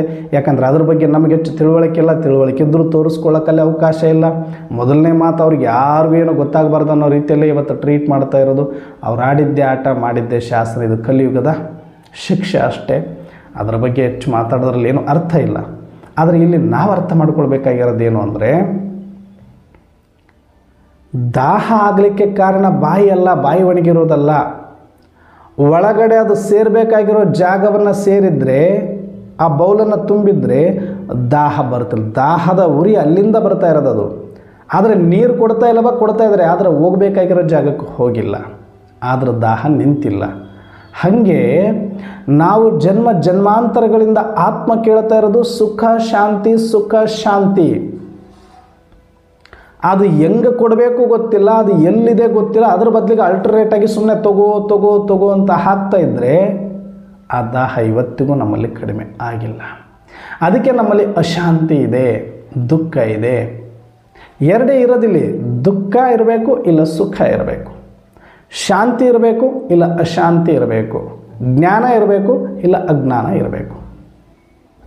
ಒಂದಕ್ಕೆ ಮಾತ್ರ ಜಾಗ ಇರೋದಿಲ್ಲ. ಒಂದು ಚೇರಲ್ಲಿ ಒಬ್ಬರು ಕೂತ್ಕೊಳ್ಬೇಕು ಅಂತಂದರೆ ಅಲ್ಲಿ ಒಬ್ಬರೇ ಕೂತ್ಕೊಳ್ಳೋಕ್ಕಾಗೋದು, ಒಬ್ಬರು ನಿಂತ್ಕೋಬೇಕು, ಒಬ್ಬರು ಕೊಡಬೇಕು, ಇಬ್ಬರಿದ್ದರೆ. ಹಗಲು ರಾತ್ರಿ ಎರಡಿದೆ, ಎರಡು ಒಟ್ಟಿಗೆ ಇರಲ್ಲ. ಅದು ಒಂದಿದ್ದ ಜಾಗದಲ್ಲಿ ಇನ್ನೊಂದು ಇರೋದಿಲ್ಲ. ಕತ್ತಲು ಬೆಳಕು ಎರಡಿದೆ, ಕತ್ತಲಿದ್ರೆ ಬೆಳಕಿಲ್ಲ ಅಂತ ಅರ್ಥ, ಬೆಳಕಿದ್ರೆ ಕತ್ತಲಿಲ್ಲ ಅಂತ ಅರ್ಥ. ಹೇಗೋ ಹಾಗೆ ಆತ್ಮದೊಳಗಡೆ ಶಾಂತಿ ಇದೆ ಅಂದರೆ ಆ ಟೈಮಲ್ಲಿ ಅಲ್ಲಿಗೆ ಅಶಾಂತಿ ಅಲ್ಲಿಂದ ಹೊರಟೋಗಿದೆ ಅಂತ ಅರ್ಥ. ಆತ್ಮದೊಳಗಡೆ ಜ್ಞಾನ ಇದೆ ಅಂದರೆ ಆ ಟೈಮಿಗೆ ಅಲ್ಲಿಂದ ಅಜ್ಞಾನ ಎದ್ದು ಹೋಗಿದೆ ಅಂತ ಅರ್ಥ. ಆತ್ಮದೊಳಗಡೆ ಸುಖ ಇದೆ ಅಂದರೆ ಅಲ್ಲಿಂದ ದುಃಖ ಎದ್ದು ಹೋಗಿದೆ ಅಂತ ಅರ್ಥ.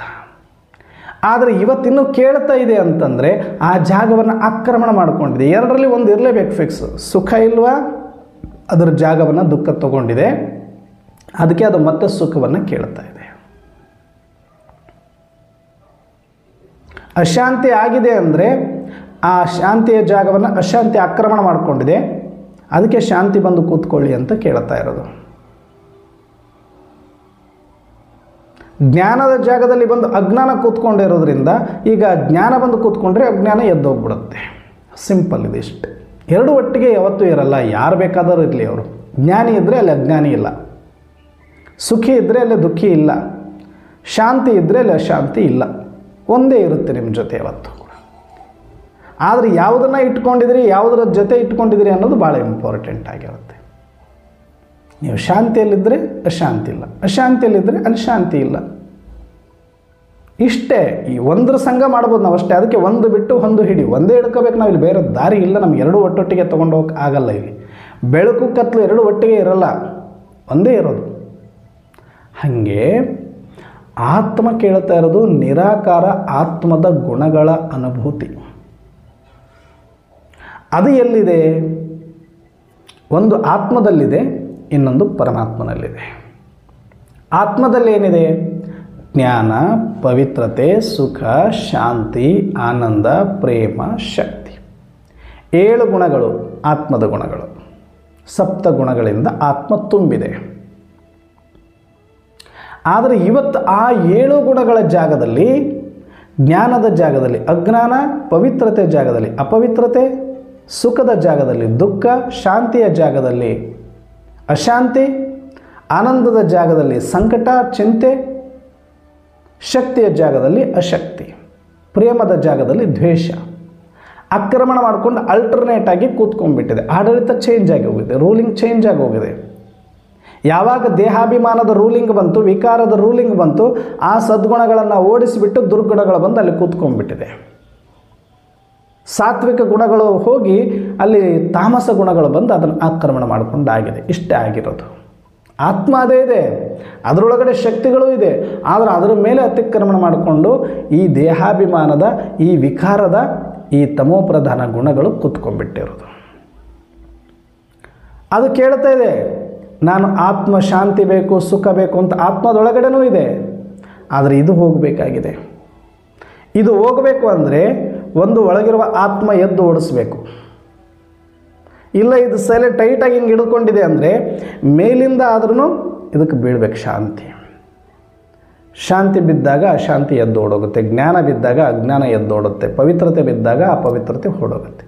ಸರಿ, ಇದ್ರ ಮೇಲೆ ಬರಬೇಕೀಗ ಅಂತಂದರೆ ಎಲ್ಲಿಂದ ಬರಬೇಕು? ಇದು ಎದ್ದೇಳಬೇಕು ಅಂದರೆ ಎಲ್ಲಿಂದ? ಜಾಗೃತಿ ಆಗಬೇಕು. ಇದಕ್ಕೆ ಸ್ಮೃತಿ ಬರಬೇಕು, ನನ್ನೊಳಗಡೆ ಇದೆ ಅಂತ ಅನ್ನಿಸ್ಬೇಕು, ಆತ್ಮವಿಶ್ವಾಸದಲ್ಲಿ ಬರಬೇಕು. ನಾನು ಅಸಾಮಾನ್ಯ, ನಾನು ಅವಿನಾಶಿ ಅಂತ ಇದು ಸ್ಟ್ರಾಂಗ್ ಆಗಿ ಎದ್ದು ನಿಂತುಬಿಟ್ರೆ, ಹಿಂಗೆ ಮೈ ಕೊಡಿಬಿಟ್ರೆ ಎಲ್ಲ ಇದು ಉದುರಿ ಹೋಗ್ಬಿಡುತ್ತೆ. ಸುಮ್ಮನೆ ಧೂಳು ಕೂತ್ಕೊಂಡಂಗೆ ಕೂತ್ಕೊಂಡಿದೆ, ಅದೇನು ಸ್ಟ್ರಾಂಗಾಗಿ ಕೂತ್ಕೊಂಡಿಲ್ಲ, ಆದರೆ ಏನೋ ಮೇಲೆ ಕೂತ್ಕೊಂಡಿದೆ ಅಂತ ಇದು ಸುಮ್ಮನೆ ಸೈಲೆಂಟ್ ಆಗಿದ್ದುಬಿಟ್ಟಿದೆ. ಈಗ ಸ್ವಯಂ ಪರಮಾತ್ಮ ಬಂದು ಒಳಗಿರುವ ಆತ್ಮನಿಗೆ ಹೇಳ್ತಾ ಇದ್ದಾರೆ, ನೀನು ಸಾಮಾನ್ಯನಲ್ಲ, ನೀನು ಅವಿನಾಶಿ ಇದೆಯಾ, ನೀನು ಅನಾದಿ ಇದೆಯಾ, ನೀನು ಅಖಂಡ ಇದೆಯಾ, ನೀನು ಪರಮಾತ್ಮನ ಸಂತಾನ ಇದೆಯಾ, ನೀನು ಜಾಗೃತನಾಗು, ನೀನು ಸ್ಮೃತಿಯಲ್ಲಿ ಬಾ ಅಂತ ಹೇಳ್ತಾರೆ. ಸ್ಮೃತಿಯಲ್ಲಿ ಬರೋದು ಅಂದರೆ ಹಿಂಗೆದ್ದಂಗೆ ಅಷ್ಟೇ, ಇದು ಓಡೋಗ್ಬಿಡುತ್ತೆ. ಆತ್ಮ ಜಾಗೃತಿ ಆದಂಗೆ. ಇಲ್ಲಿ ತನಕ ಹಿಂಗೆ ಬಗ್ಗಿಸ್ಕೊಂಡು ಬಂದು ಹಿಂಗೆ ಮಾಡ್ಕೊಂಡ್ಬಿಟ್ಟಿತ್ತದು, ಸುಮ್ಮನೆ ಆಕ್ರಮಣ ಮಾಡಿಬಿಡುತ್ತೆ. ಹಿಂಗಿತ್ತು ಫಸ್ಟು ದ್ವಾಪರದಲ್ಲಿ, ಹಿಂಗೆ ಮಾಡ್ತಾ ಎಷ್ಟು ಮಾಡಿಬಿಡ್ತದೆ, ಪೂರ್ತಿ ಆಕ್ರಮಣ ಮಾಡ್ಕೊಂಡ್ಬಿಟ್ಟಿದೆ ಕಲಿಯುಗದಲ್ಲಿ. ಈಗ ಭಗವಂತ ಸ್ಮೃತಿ ಕೊಟ್ಟ ಮೇಲೆ ಇದು ಒಳಗಡೆ ಸ್ವಲ್ಪ ಹಿಂಗೆ ಮೈ ಕೊಡಿದ್ರೆ ಸಾಕು, ಇದು ಓಡೋಗ್ಬಿಡುತ್ತೆ ಅಷ್ಟೆ. ಇದು ಹೆಸರು ಹೇಳ್ದಂಗೆ ಇರೋದೇ ಇಲ್ಲ. ಆದರೆ ಪರಮಾತ್ಮ ಬಂದು ಇದಕ್ಕೆ ಸ್ಮೃತಿ ಕೊಡಬೇಕಾಗಿತ್ತು. ಆಲ್ಟರ್ನೇಟ್ ಡ್ರಾಮಾದಲ್ಲಿ ಏನಿತ್ತು? ಪರಮಾತ್ಮ ಬರೋದು ಲಾಸ್ಟಲ್ಲಿ, ಕಲಿಯುಗದ ಅಂತಿಮ ಸಮಯದಲ್ಲಿ. ಅಲ್ಲಿ ತನಕ ಪರಮಾತ್ಮ ಬರಲಿಕ್ಕೆ ಅವಕಾಶ ಇಲ್ಲ. ಹಾಗಂತ ಅಲ್ಲಿಯ ತನಕ ಈ ಆತ್ಮದ ದಾಹವನ್ನು ಸಮಾಧಾನಪಡಿಸ್ಲಿಕ್ಕೆ ಏನು ಆಲ್ಟರ್ನೇಟ್ ಇತ್ತು? ಆಲ್ಟರ್ನೇಟ್ ಏನಿತ್ತು ಅಂದರೆ, ಒಂದು ಆತ್ಮದಲ್ಲಿರುವ ಗುಣಗಳು, ಅದೇ ಗುಣಗಳು ಸಾಗರದ ರೂಪದಲ್ಲಿ ಪರಮಾತ್ಮನಲ್ಲಿ ಇದೆ, ಸ್ವರೂಪದ ರೂಪದಲ್ಲಿ ಆತ್ಮದಲ್ಲಿದೆ. ಆ ಪರಮಾತ್ಮನಿಗೂ ಕೂಡ ನಾವೇನಂತೀವಿ? ಜ್ಞಾನದ ಸಾಗರ, ಪವಿತ್ರ ಸಾಗರ, ಶಾಂತಿಯ ಸಾಗರ, ಸುಖದ ಸಾಗರ, ಶಕ್ತಿಯ ಸಾಗರ, ಆನಂದ ಸಾಗರ, ಪ್ರೇಮ ಸಾಗರ ಅಂತ ಕರಿತೀವಿ ನಾವು. ಆ ಸಾಗರ ಸ್ವರೂಪದಲ್ಲಿಲ್ಲ ಒಂದು ಪರಮಾತ್ಮ, ಇನ್ನೊಂದು ಆತ್ಮ ಸ್ವರೂಪದಲ್ಲಿರುವಂಥದ್ದು. ಈಗ ಆತ್ಮದ ದಾಹ ತೀರಿಸಬೇಕು ಅಂತಂದರೆ ಆತ್ಮದ ಗುಣಗಳನ್ನು ಅದು ಅನುಭವ ಮಾಡಬೇಕು. ಇಲ್ಲ, ಆತ್ಮದ ಗುಣಗಳೇ ಇರುವಂತಹ ಪರಮಾತ್ಮನ ಸ್ಮರಣೆಯಲ್ಲಿ ಮುಳುಗಬೇಕು. ಆವಾಗ ಶಾಂತಿ ಶಾಂತಿಗೆ ಸಿಗುತ್ತೆ, ಪ್ರೇಮ ಪ್ರೇಮಕ್ಕೆ ಸಿಗುತ್ತೆ, ಜ್ಞಾನ ಜ್ಞಾನಕ್ಕೆ ಸಿಗುತ್ತೆ, ಪವಿತ್ರತೆ ಪವಿತ್ರತೆಗೆ ಲಿಂಕ್ ಆದಾಗ ಆ ಒಂದು ಅನುಭೂತಿಯನ್ನು ಮಾಡಿ ಅಟ್ಲೀಸ್ಟ್ ಒಂದು ತಾತ್ಕಾಲಿಕವಾದ ಆತ್ಮಜಾಗೃತಿ ಆಗಿಲ್ಲ, ಪರಮಾತ್ಮ ಭೂಮಿಗೆ ಬರಲಿಲ್ಲ, ಆ ಜ್ಞಾನದ ಸ್ಮೃತಿಯನ್ನು ಕೊಟ್ಟಿಲ್ಲ, ಆ ಪ್ರೊಸೆಸ್ ಇನ್ನೂ ಸ್ಟಾರ್ಟ್ ಆಗಲಿಲ್ಲ, ಸಮಯ ಇನ್ನೂ ಬಂದಿಲ್ಲ. ಆದರೆ ಭಕ್ತಿ ಅಂದರೆ ಆತ್ಮ ಹಂಗೆ ಇದ್ದರೂ ಕೂಡ ಪರಮಾತ್ಮನಲ್ಲಿ ಆ ಗುಣಗಳಿರೋದ್ರಿಂದ ನನ್ನ ಗುಣಗಳನ್ನು ಪರಮಾತ್ಮನಲ್ಲೇ ಸ್ಮರಿಸಿಕೊಂಡು ಆ ಪರಮಾತ್ಮನ ನಾಮಸ್ಮರಣೆಯಲ್ಲಿ ತೃಪ್ತನಾಗ್ಬಿಡೋದು. ಅಟ್ಲೀಸ್ಟ್ ಅದು ಒಂದಕ್ಕೆ ತೃಪ್ತಿಪಡಿಸುವಂಥ ಶಕ್ತಿ ಇರೋದು ಜಗತ್ತಿನಲ್ಲಿ. ಆತ್ಮವನ್ನು ತೃಪ್ತಿಪಡಿಸಬೇಕು ಅಂದರೆ ಒಂದು ಆತ್ಮ ಜಾಗೃತಿಯಾಗಿ ತನ್ನ ಗುಣಗಳಲ್ಲಿರಬೇಕು. ಇದು ಜ್ಞಾನದಿಂದ ಕಲಿಯುಗದ ಅಂತಿಮದಲ್ಲಿ ಈಗ ಪರಮಾತ್ಮ ಬಂದು ಜ್ಞಾನದ ಸ್ಮೃತಿ ಕೊಟ್ಟ ಮೇಲೆ ಆಗುವಂಥ ಪ್ರೋಸೆಸ್. ಆದರೆ ಇಲ್ಲಿಯ ತನಕ ಇದಕ್ಕೆ ಆಲ್ಟರ್ನೇಟೇ ಪರಮಾತ್ಮನ ನಾಮಸ್ಮರಣೆ, ಪರಮಾತ್ಮನ ಚಿಂತನೆ, ಪರಮಾತ್ಮನ ಗುಣಕೀರ್ತನೆ, ಪರಮಾತ್ಮನ ಭಜನೆ.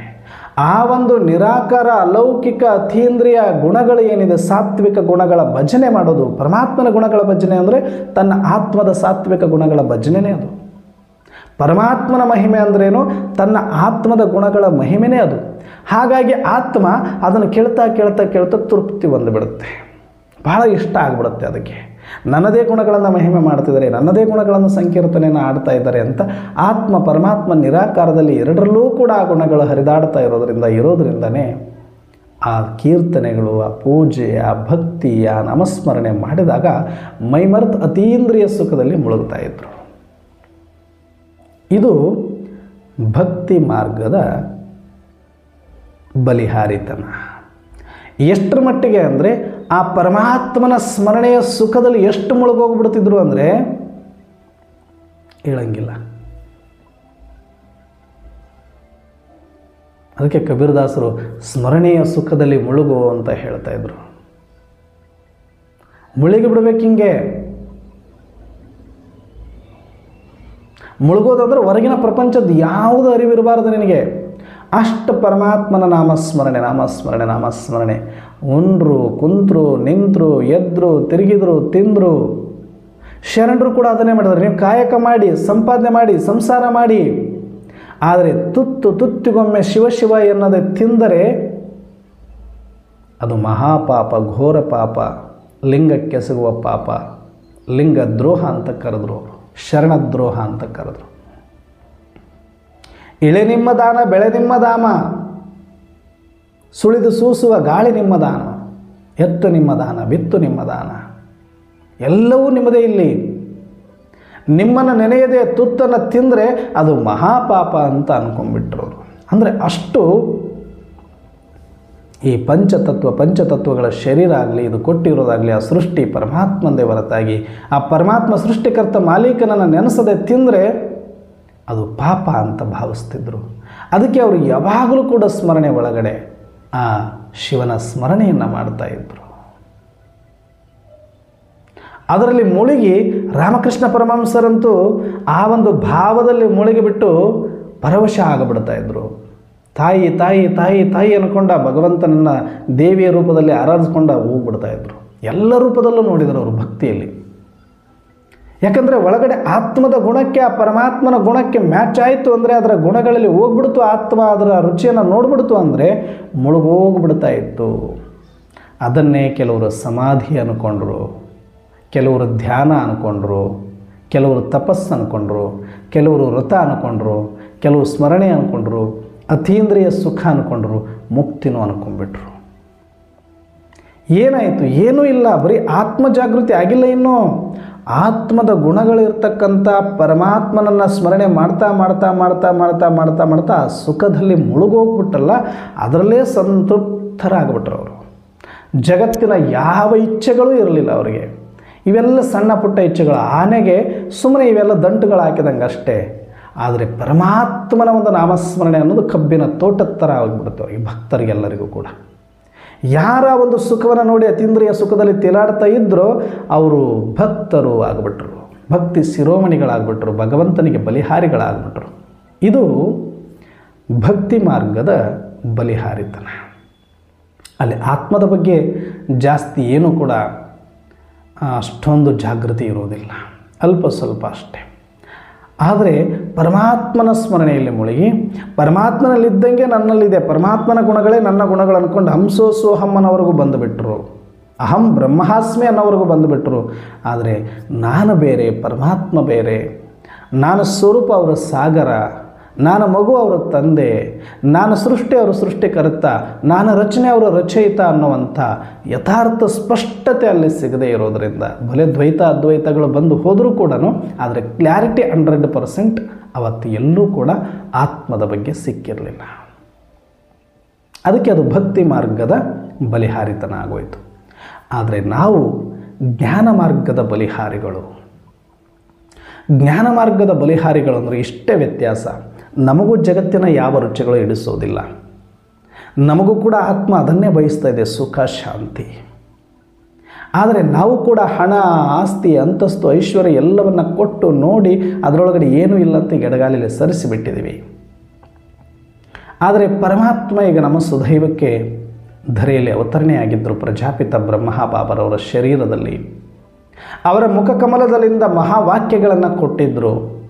ಆ ಮಹಾವಾಕ್ಯಗಳಿಂದ ಡೈರೆಕ್ಟಾಗಿ ಅವರು ಮಾಡಿರುವ ಕೆಲಸ ಮೊಟ್ಟ ಮೊದಲನೇ ಪಾಠದಲ್ಲಿ ನನ್ನ ಆತ್ಮವನ್ನು ಬಡಿದೆಬ್ಬಿಸುವುದು, ಆತ್ಮವನ್ನು ಜಾಗೃತಿ ಮಾಡುವುದು.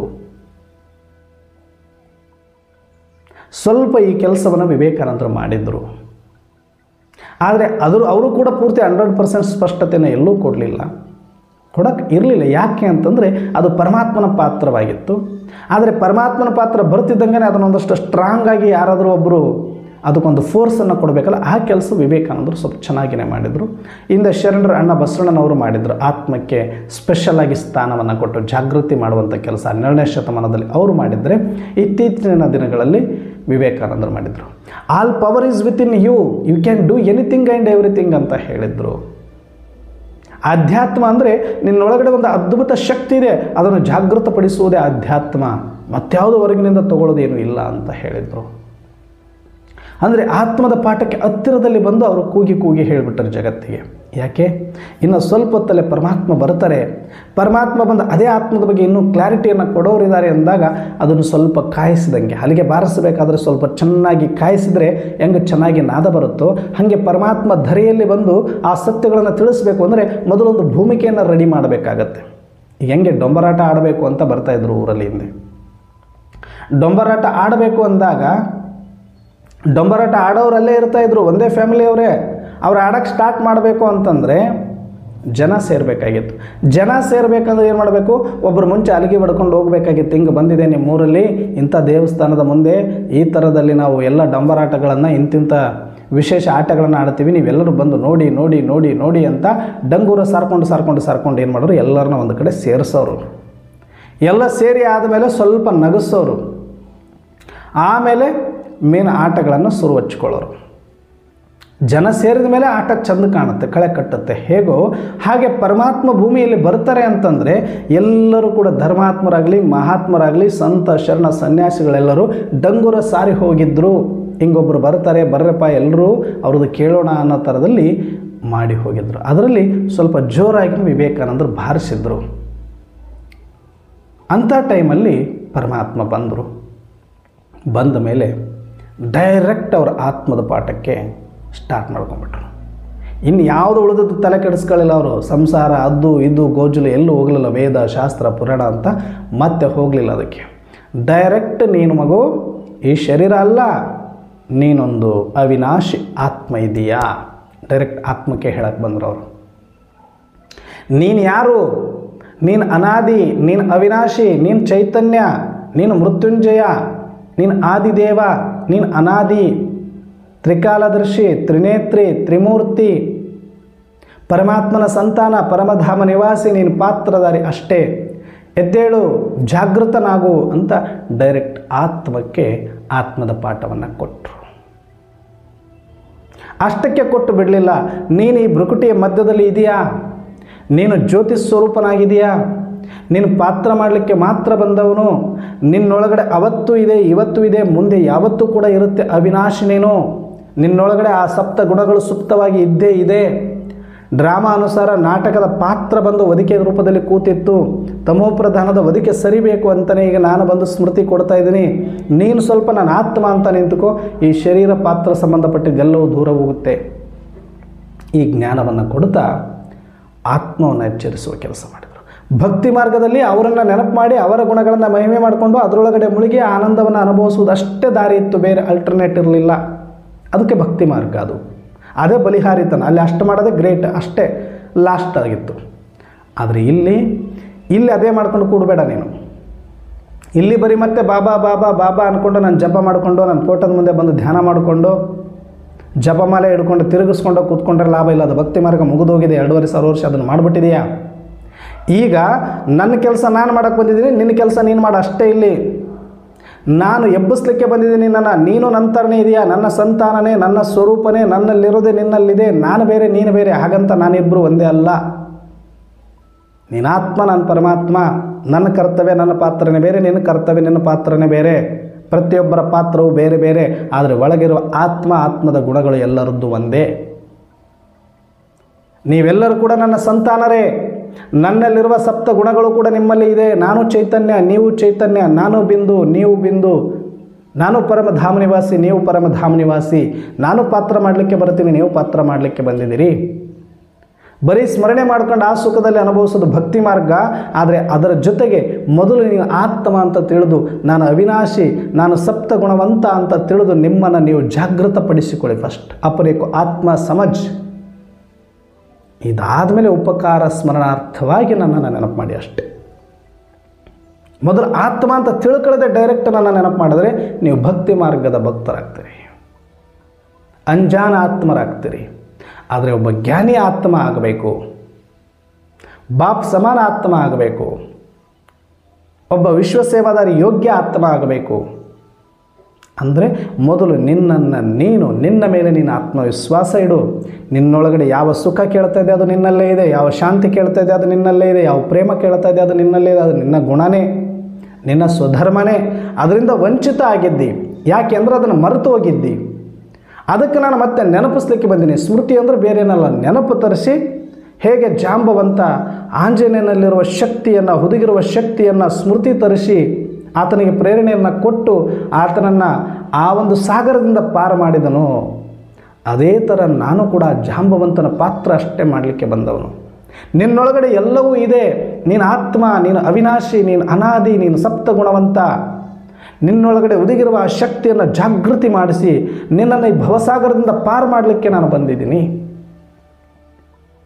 ಈ ಸತ್ಯವನ್ನು ಅರ್ಥ ಮಾಡಿಕೊಂಡು ನಾನು ಯಾವಾಗಲೂ ಆತ್ಮ ಆಗಿ ಪರಮಾತ್ಮನ ನೆನಪು ಮಾಡಿ ಈ ಆತ್ಮದ ಗುಣ ಪರಮಾತ್ಮನ ಗುಣದಲ್ಲಿ ಸದಾ ಕಾಲ ಮುಳುಗಿ ನಾನು ಆತ್ಮ ನಿರಾಕಾರ, ಪರಮಾತ್ಮ ನಿರಾಕಾರ, ನಿರಾಕಾರಕ್ಕೆ ಟಚ್ ಆಗುತ್ತಲ್ಲೇ ಹೊರತಾಗಿ ನೀವು ದೇಹದ ಬಾಣವನ್ನು ಉಟ್ಟುಕೊಂಡು ಭಕ್ತ ಆಗಿ ಪರಮಾತ್ಮ ಅಂದರೆ ಟಚ್ ಆಗೋದಿಲ್ಲ. ಬರೀ ಸ್ಮರಣೆಯ ಸುಖ ಸಿಗುತ್ತಷ್ಟೇ, ಅದು ಭಕ್ತಿ ಮಾರ್ಗದ ಕೆಲಸ. ಆದರೆ ಈಗ ಜ್ಞಾನದಲ್ಲಿ ಏನಾಗಬೇಕು, ಈ ಒಂದು ದೇಹಾಭಿಮಾನದ ಈ ಒದಿಕೆಯನ್ನು ತೆಗಿಬೇಕು, ಪಾತ್ರದ ಒದಿಕೆಯನ್ನು ತೆಗೆದು ಬಿಡಬೇಕು. ಒಳಗಡೆ ನಾನೊಂದು ಆತ್ಮ ಅನ್ನೋದು ಮಾತ್ರ ನಿಮಗೆ ಸದಾಕಾಲ ನೆನಪಿರಬೇಕು. ನಾನು ಆತ್ಮ ಆತ್ಮ ಆತ್ಮ ಆತ್ಮ, ಅವಿನಾಶಿ ಅವಿನಾಶಿ ಅವಿನಾಶಿ. ಈ ನಿರಾಕಾರ ಜ್ಯೋತಿಗೂ ಆ ನಿರಾಕಾರ ಪರಂಜ್ಯೋತಿಗೂ ಯಾವಾಗ ನೀವು ನಿರಾಕಾರ ಜ್ಯೋತಿ ಅನ್ಕೊಳ್ತೀರಿ ಆಗ ನಿರಾಕಾರ ಪರಂಜ್ಯೋತಿಗೂ ಟಕ್ಕಂತ ಒಂದು ಸೆಕೆಂಡಲ್ಲಿ ಲೈನ್ ಸಿಗುತ್ತೆ. ಆದರೆ ಇದರ ಮೇಲೆ ಕೋಟಿಂಗ್ ಇಟ್ಕೊಂಡು ಆ ನಿರಾಕಾರ ಜೊತೆಗೆ ಟ್ರೈ ಮಾಡೋಕ್ಕೆ ಹೋದರೆ ಈ ಕೋಟಿಂಗು ಅಲ್ಲಿ ಟ್ರಾನ್ಸ್ಪರೆಂಟ್ ಆಗಕ್ಕೆ ಬಿಡೋದಿಲ್ಲ.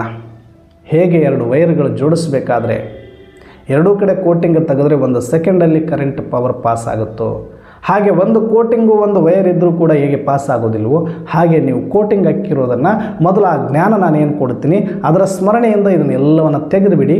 ನೀವು ಆತ್ಮ ಅಂತ ತಿಳ್ಕೊಂಡು ಪರಮಾತ್ಮನ ನೆನಪು ಮಾಡಿ.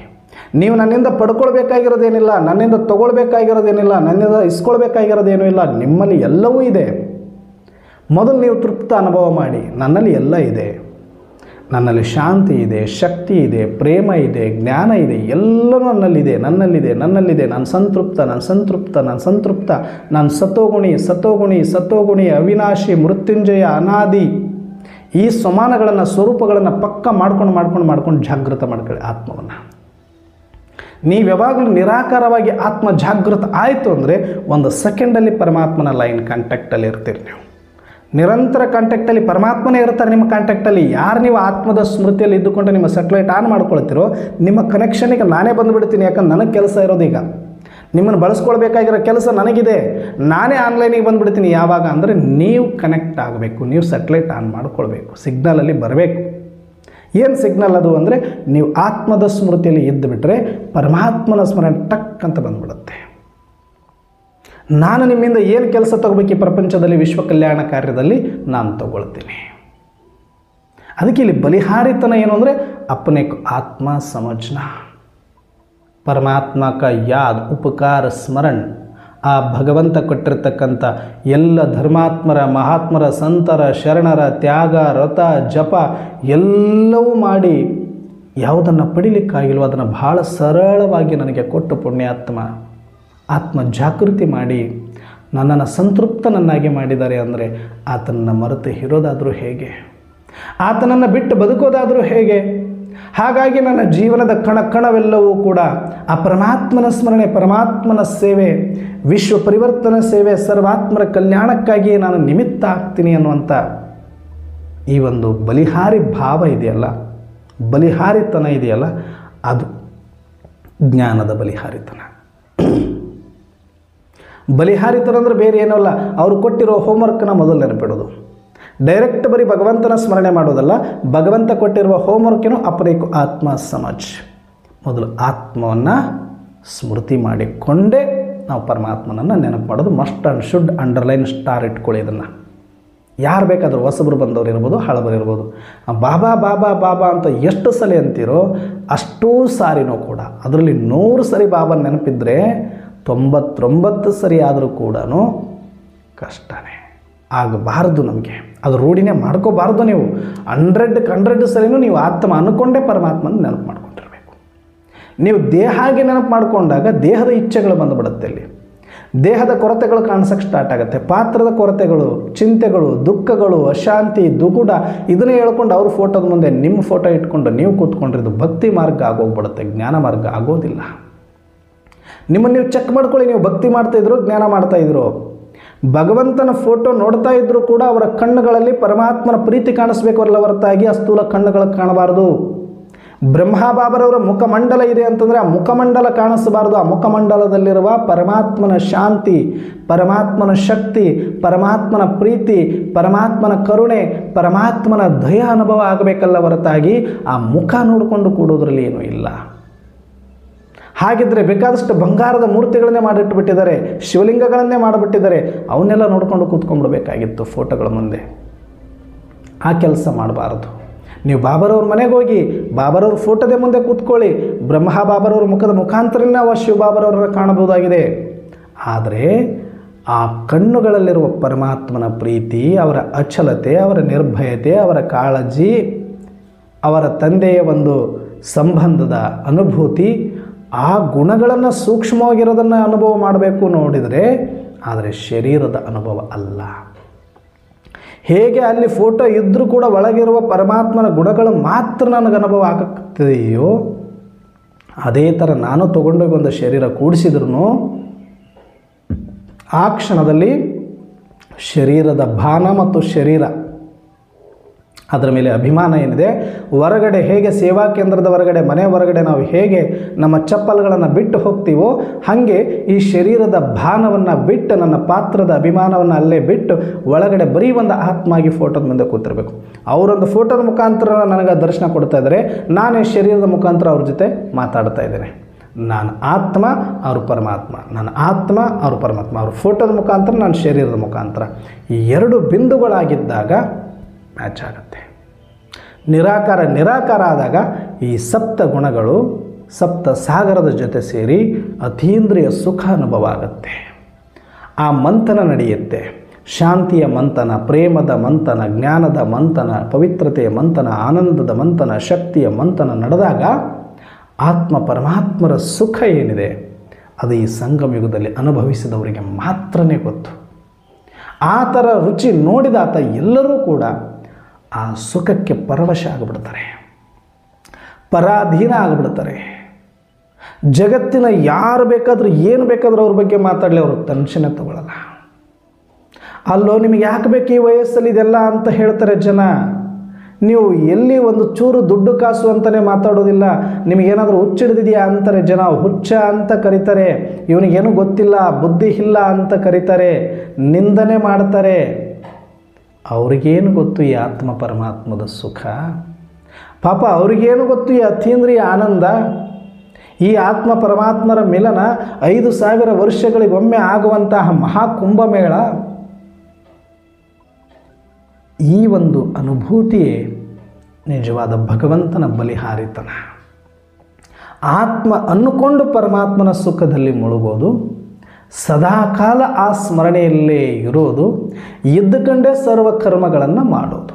ಅದು ದಿನನಿತ್ಯ ಕರ್ಮಗಳಿರ್ಬೋದು, ಉದ್ಯೋಗ ವ್ಯಾಪಾರ ಇರ್ಬೋದು, ಸಂಸಾರ ನಿರ್ವಹಣೆ ಇರ್ಬೋದು, ಏನೇ ಇದ್ದರೂ ಕೂಡ ಕರ್ಮಕ್ಷೇತ್ರದಲ್ಲಿ ಕರ್ಮ ಪಾತ್ರ ಇರೋವರೆಗೂ ನಡೀತಾ ಇರುತ್ತೆ. ಆದರೆ ಒಳಗಡೆ ಆತ್ಮ ಮತ್ತು ಪರಮಾತ್ಮರ ಅನುಸಂಧಾನದ ಅನುಭೂತಿಯ ಜೊತೆಗೆ ಆ ಒಂದು ಪರವಶ ಭಾವದಲ್ಲಿ ನಾವು ಮಾಡ್ತಾ ಹೋಗಬೇಕು.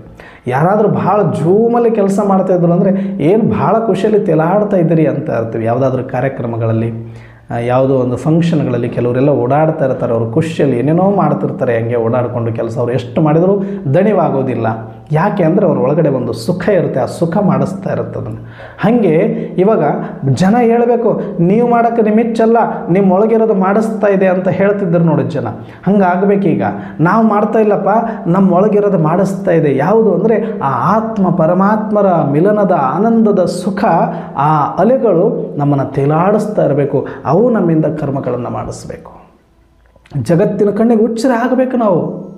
ಒಂದು ಹುಚ್ಚಿಡಿಸ್ಕೊಳ್ಳೋವರೆಗೂ, ಹುಚ್ಚರಂತ ಅನ್ನೋವರೆಗೂ ಕೂಡ ನಾವೇನು ಪಡ್ಕೊಂಡವರೆಲ್ಲ ಪಡ್ಕೊಂಡಂಗಿಲ್ಲ. ಎಲ್ಲ ಜಗತ್ತಿನ ಥರನೇ ಇರಬೇಕು, ಯಾರೂ ನಮಗೇನು ಅನ್ನಬಾರ್ದು, ಆದರೆ ಈ ಸುಖ ಪಡಿಬೇಕು ಹಂಗಿಲ್ಲ. ಒಂದು ಬಿಡು ಒಂದು ಹಿಡಿ. ಜಗತ್ತಿನ ಕಣ್ಣಿಗೆ ಅವ್ರು ಏನಾದರೂ ಅಂದ್ಕೊಳ್ಳಿ, ನೀನು ಸಂಸಾರಿ ಆದರೂ ಅನ್ನಲಿ, ಸನ್ಯಾಸಿ ಆದರೂ ಅನ್ನಲಿ, ಇವನು ಎಲ್ಲ ಬಿಟ್ಟವನಂತಾದರೂ ಅನ್ನಲಿ, ಇವನಿಗೇನು ಗೊತ್ತಿಲ್ಲ ಅಂತಾದರೂ ಅನ್ನಲಿ, ಇವನು ಅಜ್ಞಾನಿ ಅಂತಾದರೂ ಅಂದ್ಕೊಳ್ಳಿ. ಜಗತ್ತಿನ ಕಣ್ಣಿಗೆ ಅಜ್ಞಾನಿ ಯಾರು ಅಂದರೆ ಯಾರಿಗೆ ಹಣ ಸಂಪಾದನೆ ಮಾಡೋಕ್ಕೆ ಬರಲ್ವೋ, ಯಾರು ಕೋಶಿಶ್ ಮಾಡೋಕ್ಕೆ ಬರಲ್ವೋ, ಯಾರು ದುಡ್ಡನ್ನು ಇನ್ನೊಬ್ಬರಿಂದ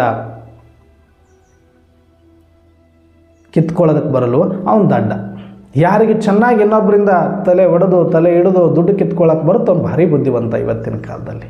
ಅಥವಾ ಯಾರು ದುಡ್ಡು ಭಾಳ ಸಂಗ್ರಹಣೆ ಮಾಡ್ಕೊಂಡ್ರೆ ಅವ್ರು ಭಾಳ ಬುದ್ಧಿವಂತರು ಇವತ್ತಿನ ಕಾಲಕ್ಕೆ. ಹಣ ಸಂಗ್ರಹ ಮಾಡೋಕ್ಕೆ ಬಂತು ಅಂದರೆ, ಆಸ್ತಿ ಸಂಗ್ರಹ ಮಾಡೋಕ್ಕೆ ಬಂತು ಅಂದರೆ, ಸುಳ್ಳುಗಳನ್ನು ಹೇಳ್ಕೊಂಡು ಜನ ಮೆಚ್ಚಿಸಿ ಅಧಿಕಾರ ಅಂತಸ್ತನ್ನು ಹಿಡಿಯೋಕ್ಕೆ ಬಂತು ಅಂದರೆ ಇವತ್ತು ಭಾಳ ಬುದ್ಧಿವಂತರು ಅವರು. ಸುಳ್ಳು ಹೇಳೋಕ್ಕೆ ಬಂದರೆ ಬುದ್ಧಿವಂತ, ಶೇಖರಣೆ ಮಾಡೋಕ್ಕೆ ಬಂದರೆ ಬುದ್ಧಿವಂತ, ಒಂದು ಅಧಿಕಾರ ಹಿಡಿಯೋಕ್ಕೆ ಬಂದರೆ ಬುದ್ಧಿವಂತ. ಇವತ್ತು ಹಂಗಂತ ಹಿಡಿದವರೆಲ್ಲರೂ ಹಂಗಿದ್ದಾರೆ ಅನ್ನುವಂಥದ್ದಲ್ಲ ನನ್ನ ವಾದ. ಹಂಗಿದ್ದರೆ ಬುದ್ಧಿವಂತರು ಅಂತ ಕರೀತಾರೆ ಇವತ್ತಿನ ಜಗತ್ತಿನಲ್ಲಿ. ನಿನ್ನ ಹತ್ರ ದುಡ್ಡಿಲ್ಲ, ಜ್ಞಾನ ಇದೆ, ಬೇಕಾಗಿಲ್ಲ. ನಿನ್ನ ಹತ್ರ ಅತೀಂದ್ರಿಯ ಸುಖ ಇದೆ, ಯಾವ ಇಂದ್ರಿಯಗಳ ಸಾಧನಗಳಿಲ್ಲ, ನೀನು ದಡ್ಡ, ನೀನು ಹುಚ್ಚ, ಉಪಯೋಗಕ್ಕಿಲ್ಲ, ಕೆಲಸಕ್ಕೆ ಬಾರದವನು, ವೇಸ್ಟ್ ಬಾಡಿ, ಕೈಲಾಗದವರು, ಇವೇ ಮಾತುಗಳು ಬರುತ್ತೆ. ಅದಕ್ಕೆ ಇವ್ರನ್ನ ಮೆಚ್ಚಸರಾಗಿ ಮತ್ತೆ ಅದನ್ನು ಮಾಡ್ಕೊತ ಕೂತ್ಕೊಳ್ಳೋಕೆ ಆಗಲ್ಲ ಒಬ್ಬ ಜ್ಞಾನಿಗೆ. ಒಬ್ಬ ಜ್ಞಾನಿಗೆ ಒಳಗಡೆ ಇರುವ ಆತ್ಮ ಮತ್ತು ಪರಮಾತ್ಮದ ಈ ಅತೀಂದ್ರಿಯ ಸುಖ ನೋಡಿದ ಆತನಿಗೆ ಅದರ ಒಳಗಡೆ ಮುಳುಗಿಬಿಟ್ಟು ಎಲ್ಲ ಕೆಲಸ ಕಾರ್ಯಗಳನ್ನು ಮಾಡ್ತಾನೆ ಬಿಟ್ಟರೆ, ಅದನ್ನು ಬಿಟ್ಟರೆ ಬೇರೆ ಏನೂ ಇಲ್ಲ. ಆತನಿಗೆ ಜೀವನೇ ಇರೋದಿಲ್ಲ, ಸತ್ವನೇ ಇರೋದಿಲ್ಲ, ಪ್ರಾಣನೇ ಇರೋದಿಲ್ಲ. ಪ್ರಾಣ ಏನು ಅಂದರೆ ಆ ಅತೀಂದ್ರಿಯ ಸುಖದಲ್ಲಿ ಮುಳುಗೋದು, ಪರಮಾತ್ಮನ ಸ್ಮರಣೆ, ಆತ್ಮದ ಗುಣಗಳಲ್ಲಿ ಮುಳುಗಿ ಆ ನಿರಾಕಾರ ಅತೀಂದ್ರಿಯ ಸುಖದ ಆನಂದವನ್ನು ಅನುಭವ ಮಾಡ್ತಾನೆ ಇರುವಷ್ಟು ದಿನ ಏನಾದರೂ ಒಂದಷ್ಟು ಮಾಡ್ಕೊಂಡು ಹೋಗ್ತಾನೆ.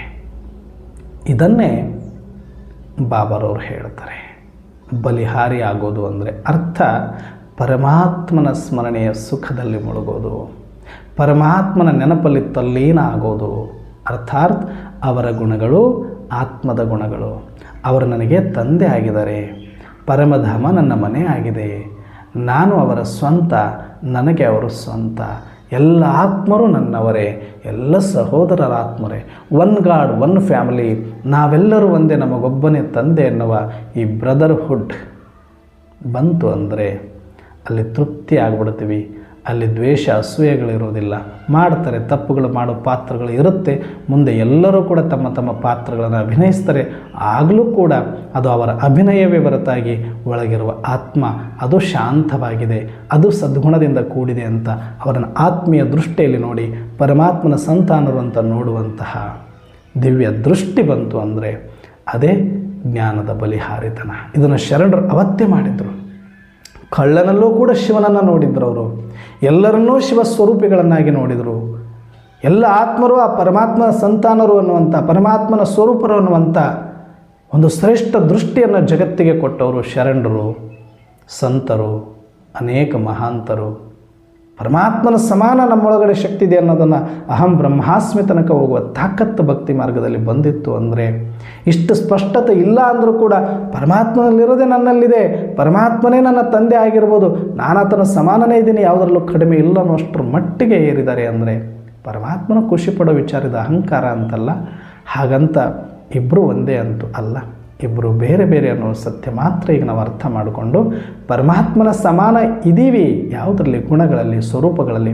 ಹಾಗಂತ ಪರಮಾತ್ಮನಿಗಿಂತ ದೊಡ್ಡವರನ್ನುವ ಅಹಂಕಾರ ಆಗಲಿ ಅಥವಾ ಪರಮಾತ್ಮನ ಸಮಾನನೇ ಇದ್ದುಬಿಟ್ಟಿವೆ ಅನ್ನೋ ಅಹಂಕಾರ ಆಗಲಿ ಅದು ಸಲ್ಲೋದಲ್ಲ. ಪರಮಾತ್ಮನೇ, ಸಾಗರನೇ, ನದಿನೇ ಹೇಗೋ ಹಾಗೆ ಪರಮಾತ್ಮನ ಪಾತ್ರ ಇಲ್ಲಿ ಉನ್ನತವಾಗಿರುವಂಥದ್ದು, ಶ್ರೇಷ್ಠವಾಗಿರುವಂಥದ್ದು ಇರೋದರಿಂದ ಅವರಿಗೆ ನಾವು ಮಾನ್ಯತೆ ಕೊಡಲೇಬೇಕು. ಪರಮಾತ್ಮ ಅಪ್ಪನೇ, ಮಕ್ಕಳೇ. ಈ ಒಂದು ಸತ್ಯವನ್ನು ತಿಳಿದು ಈ ಸ್ಮರಣೆಯ ಸುಖದಲ್ಲಿ ಮುಳುಗಿ ನಾವು ಬಲಿಹಾರಿಗಳಾಗೋಣ ಅಂತ ಹೇಳ್ತಾ ಇವತ್ತಿನ ಚಿಂತನೆಯನ್ನು ಮುಕ್ತಾಯ ಮಾಡೋಣ. ಅಚ್ಚಾ. ಓಂ ಶಾಂತಿ.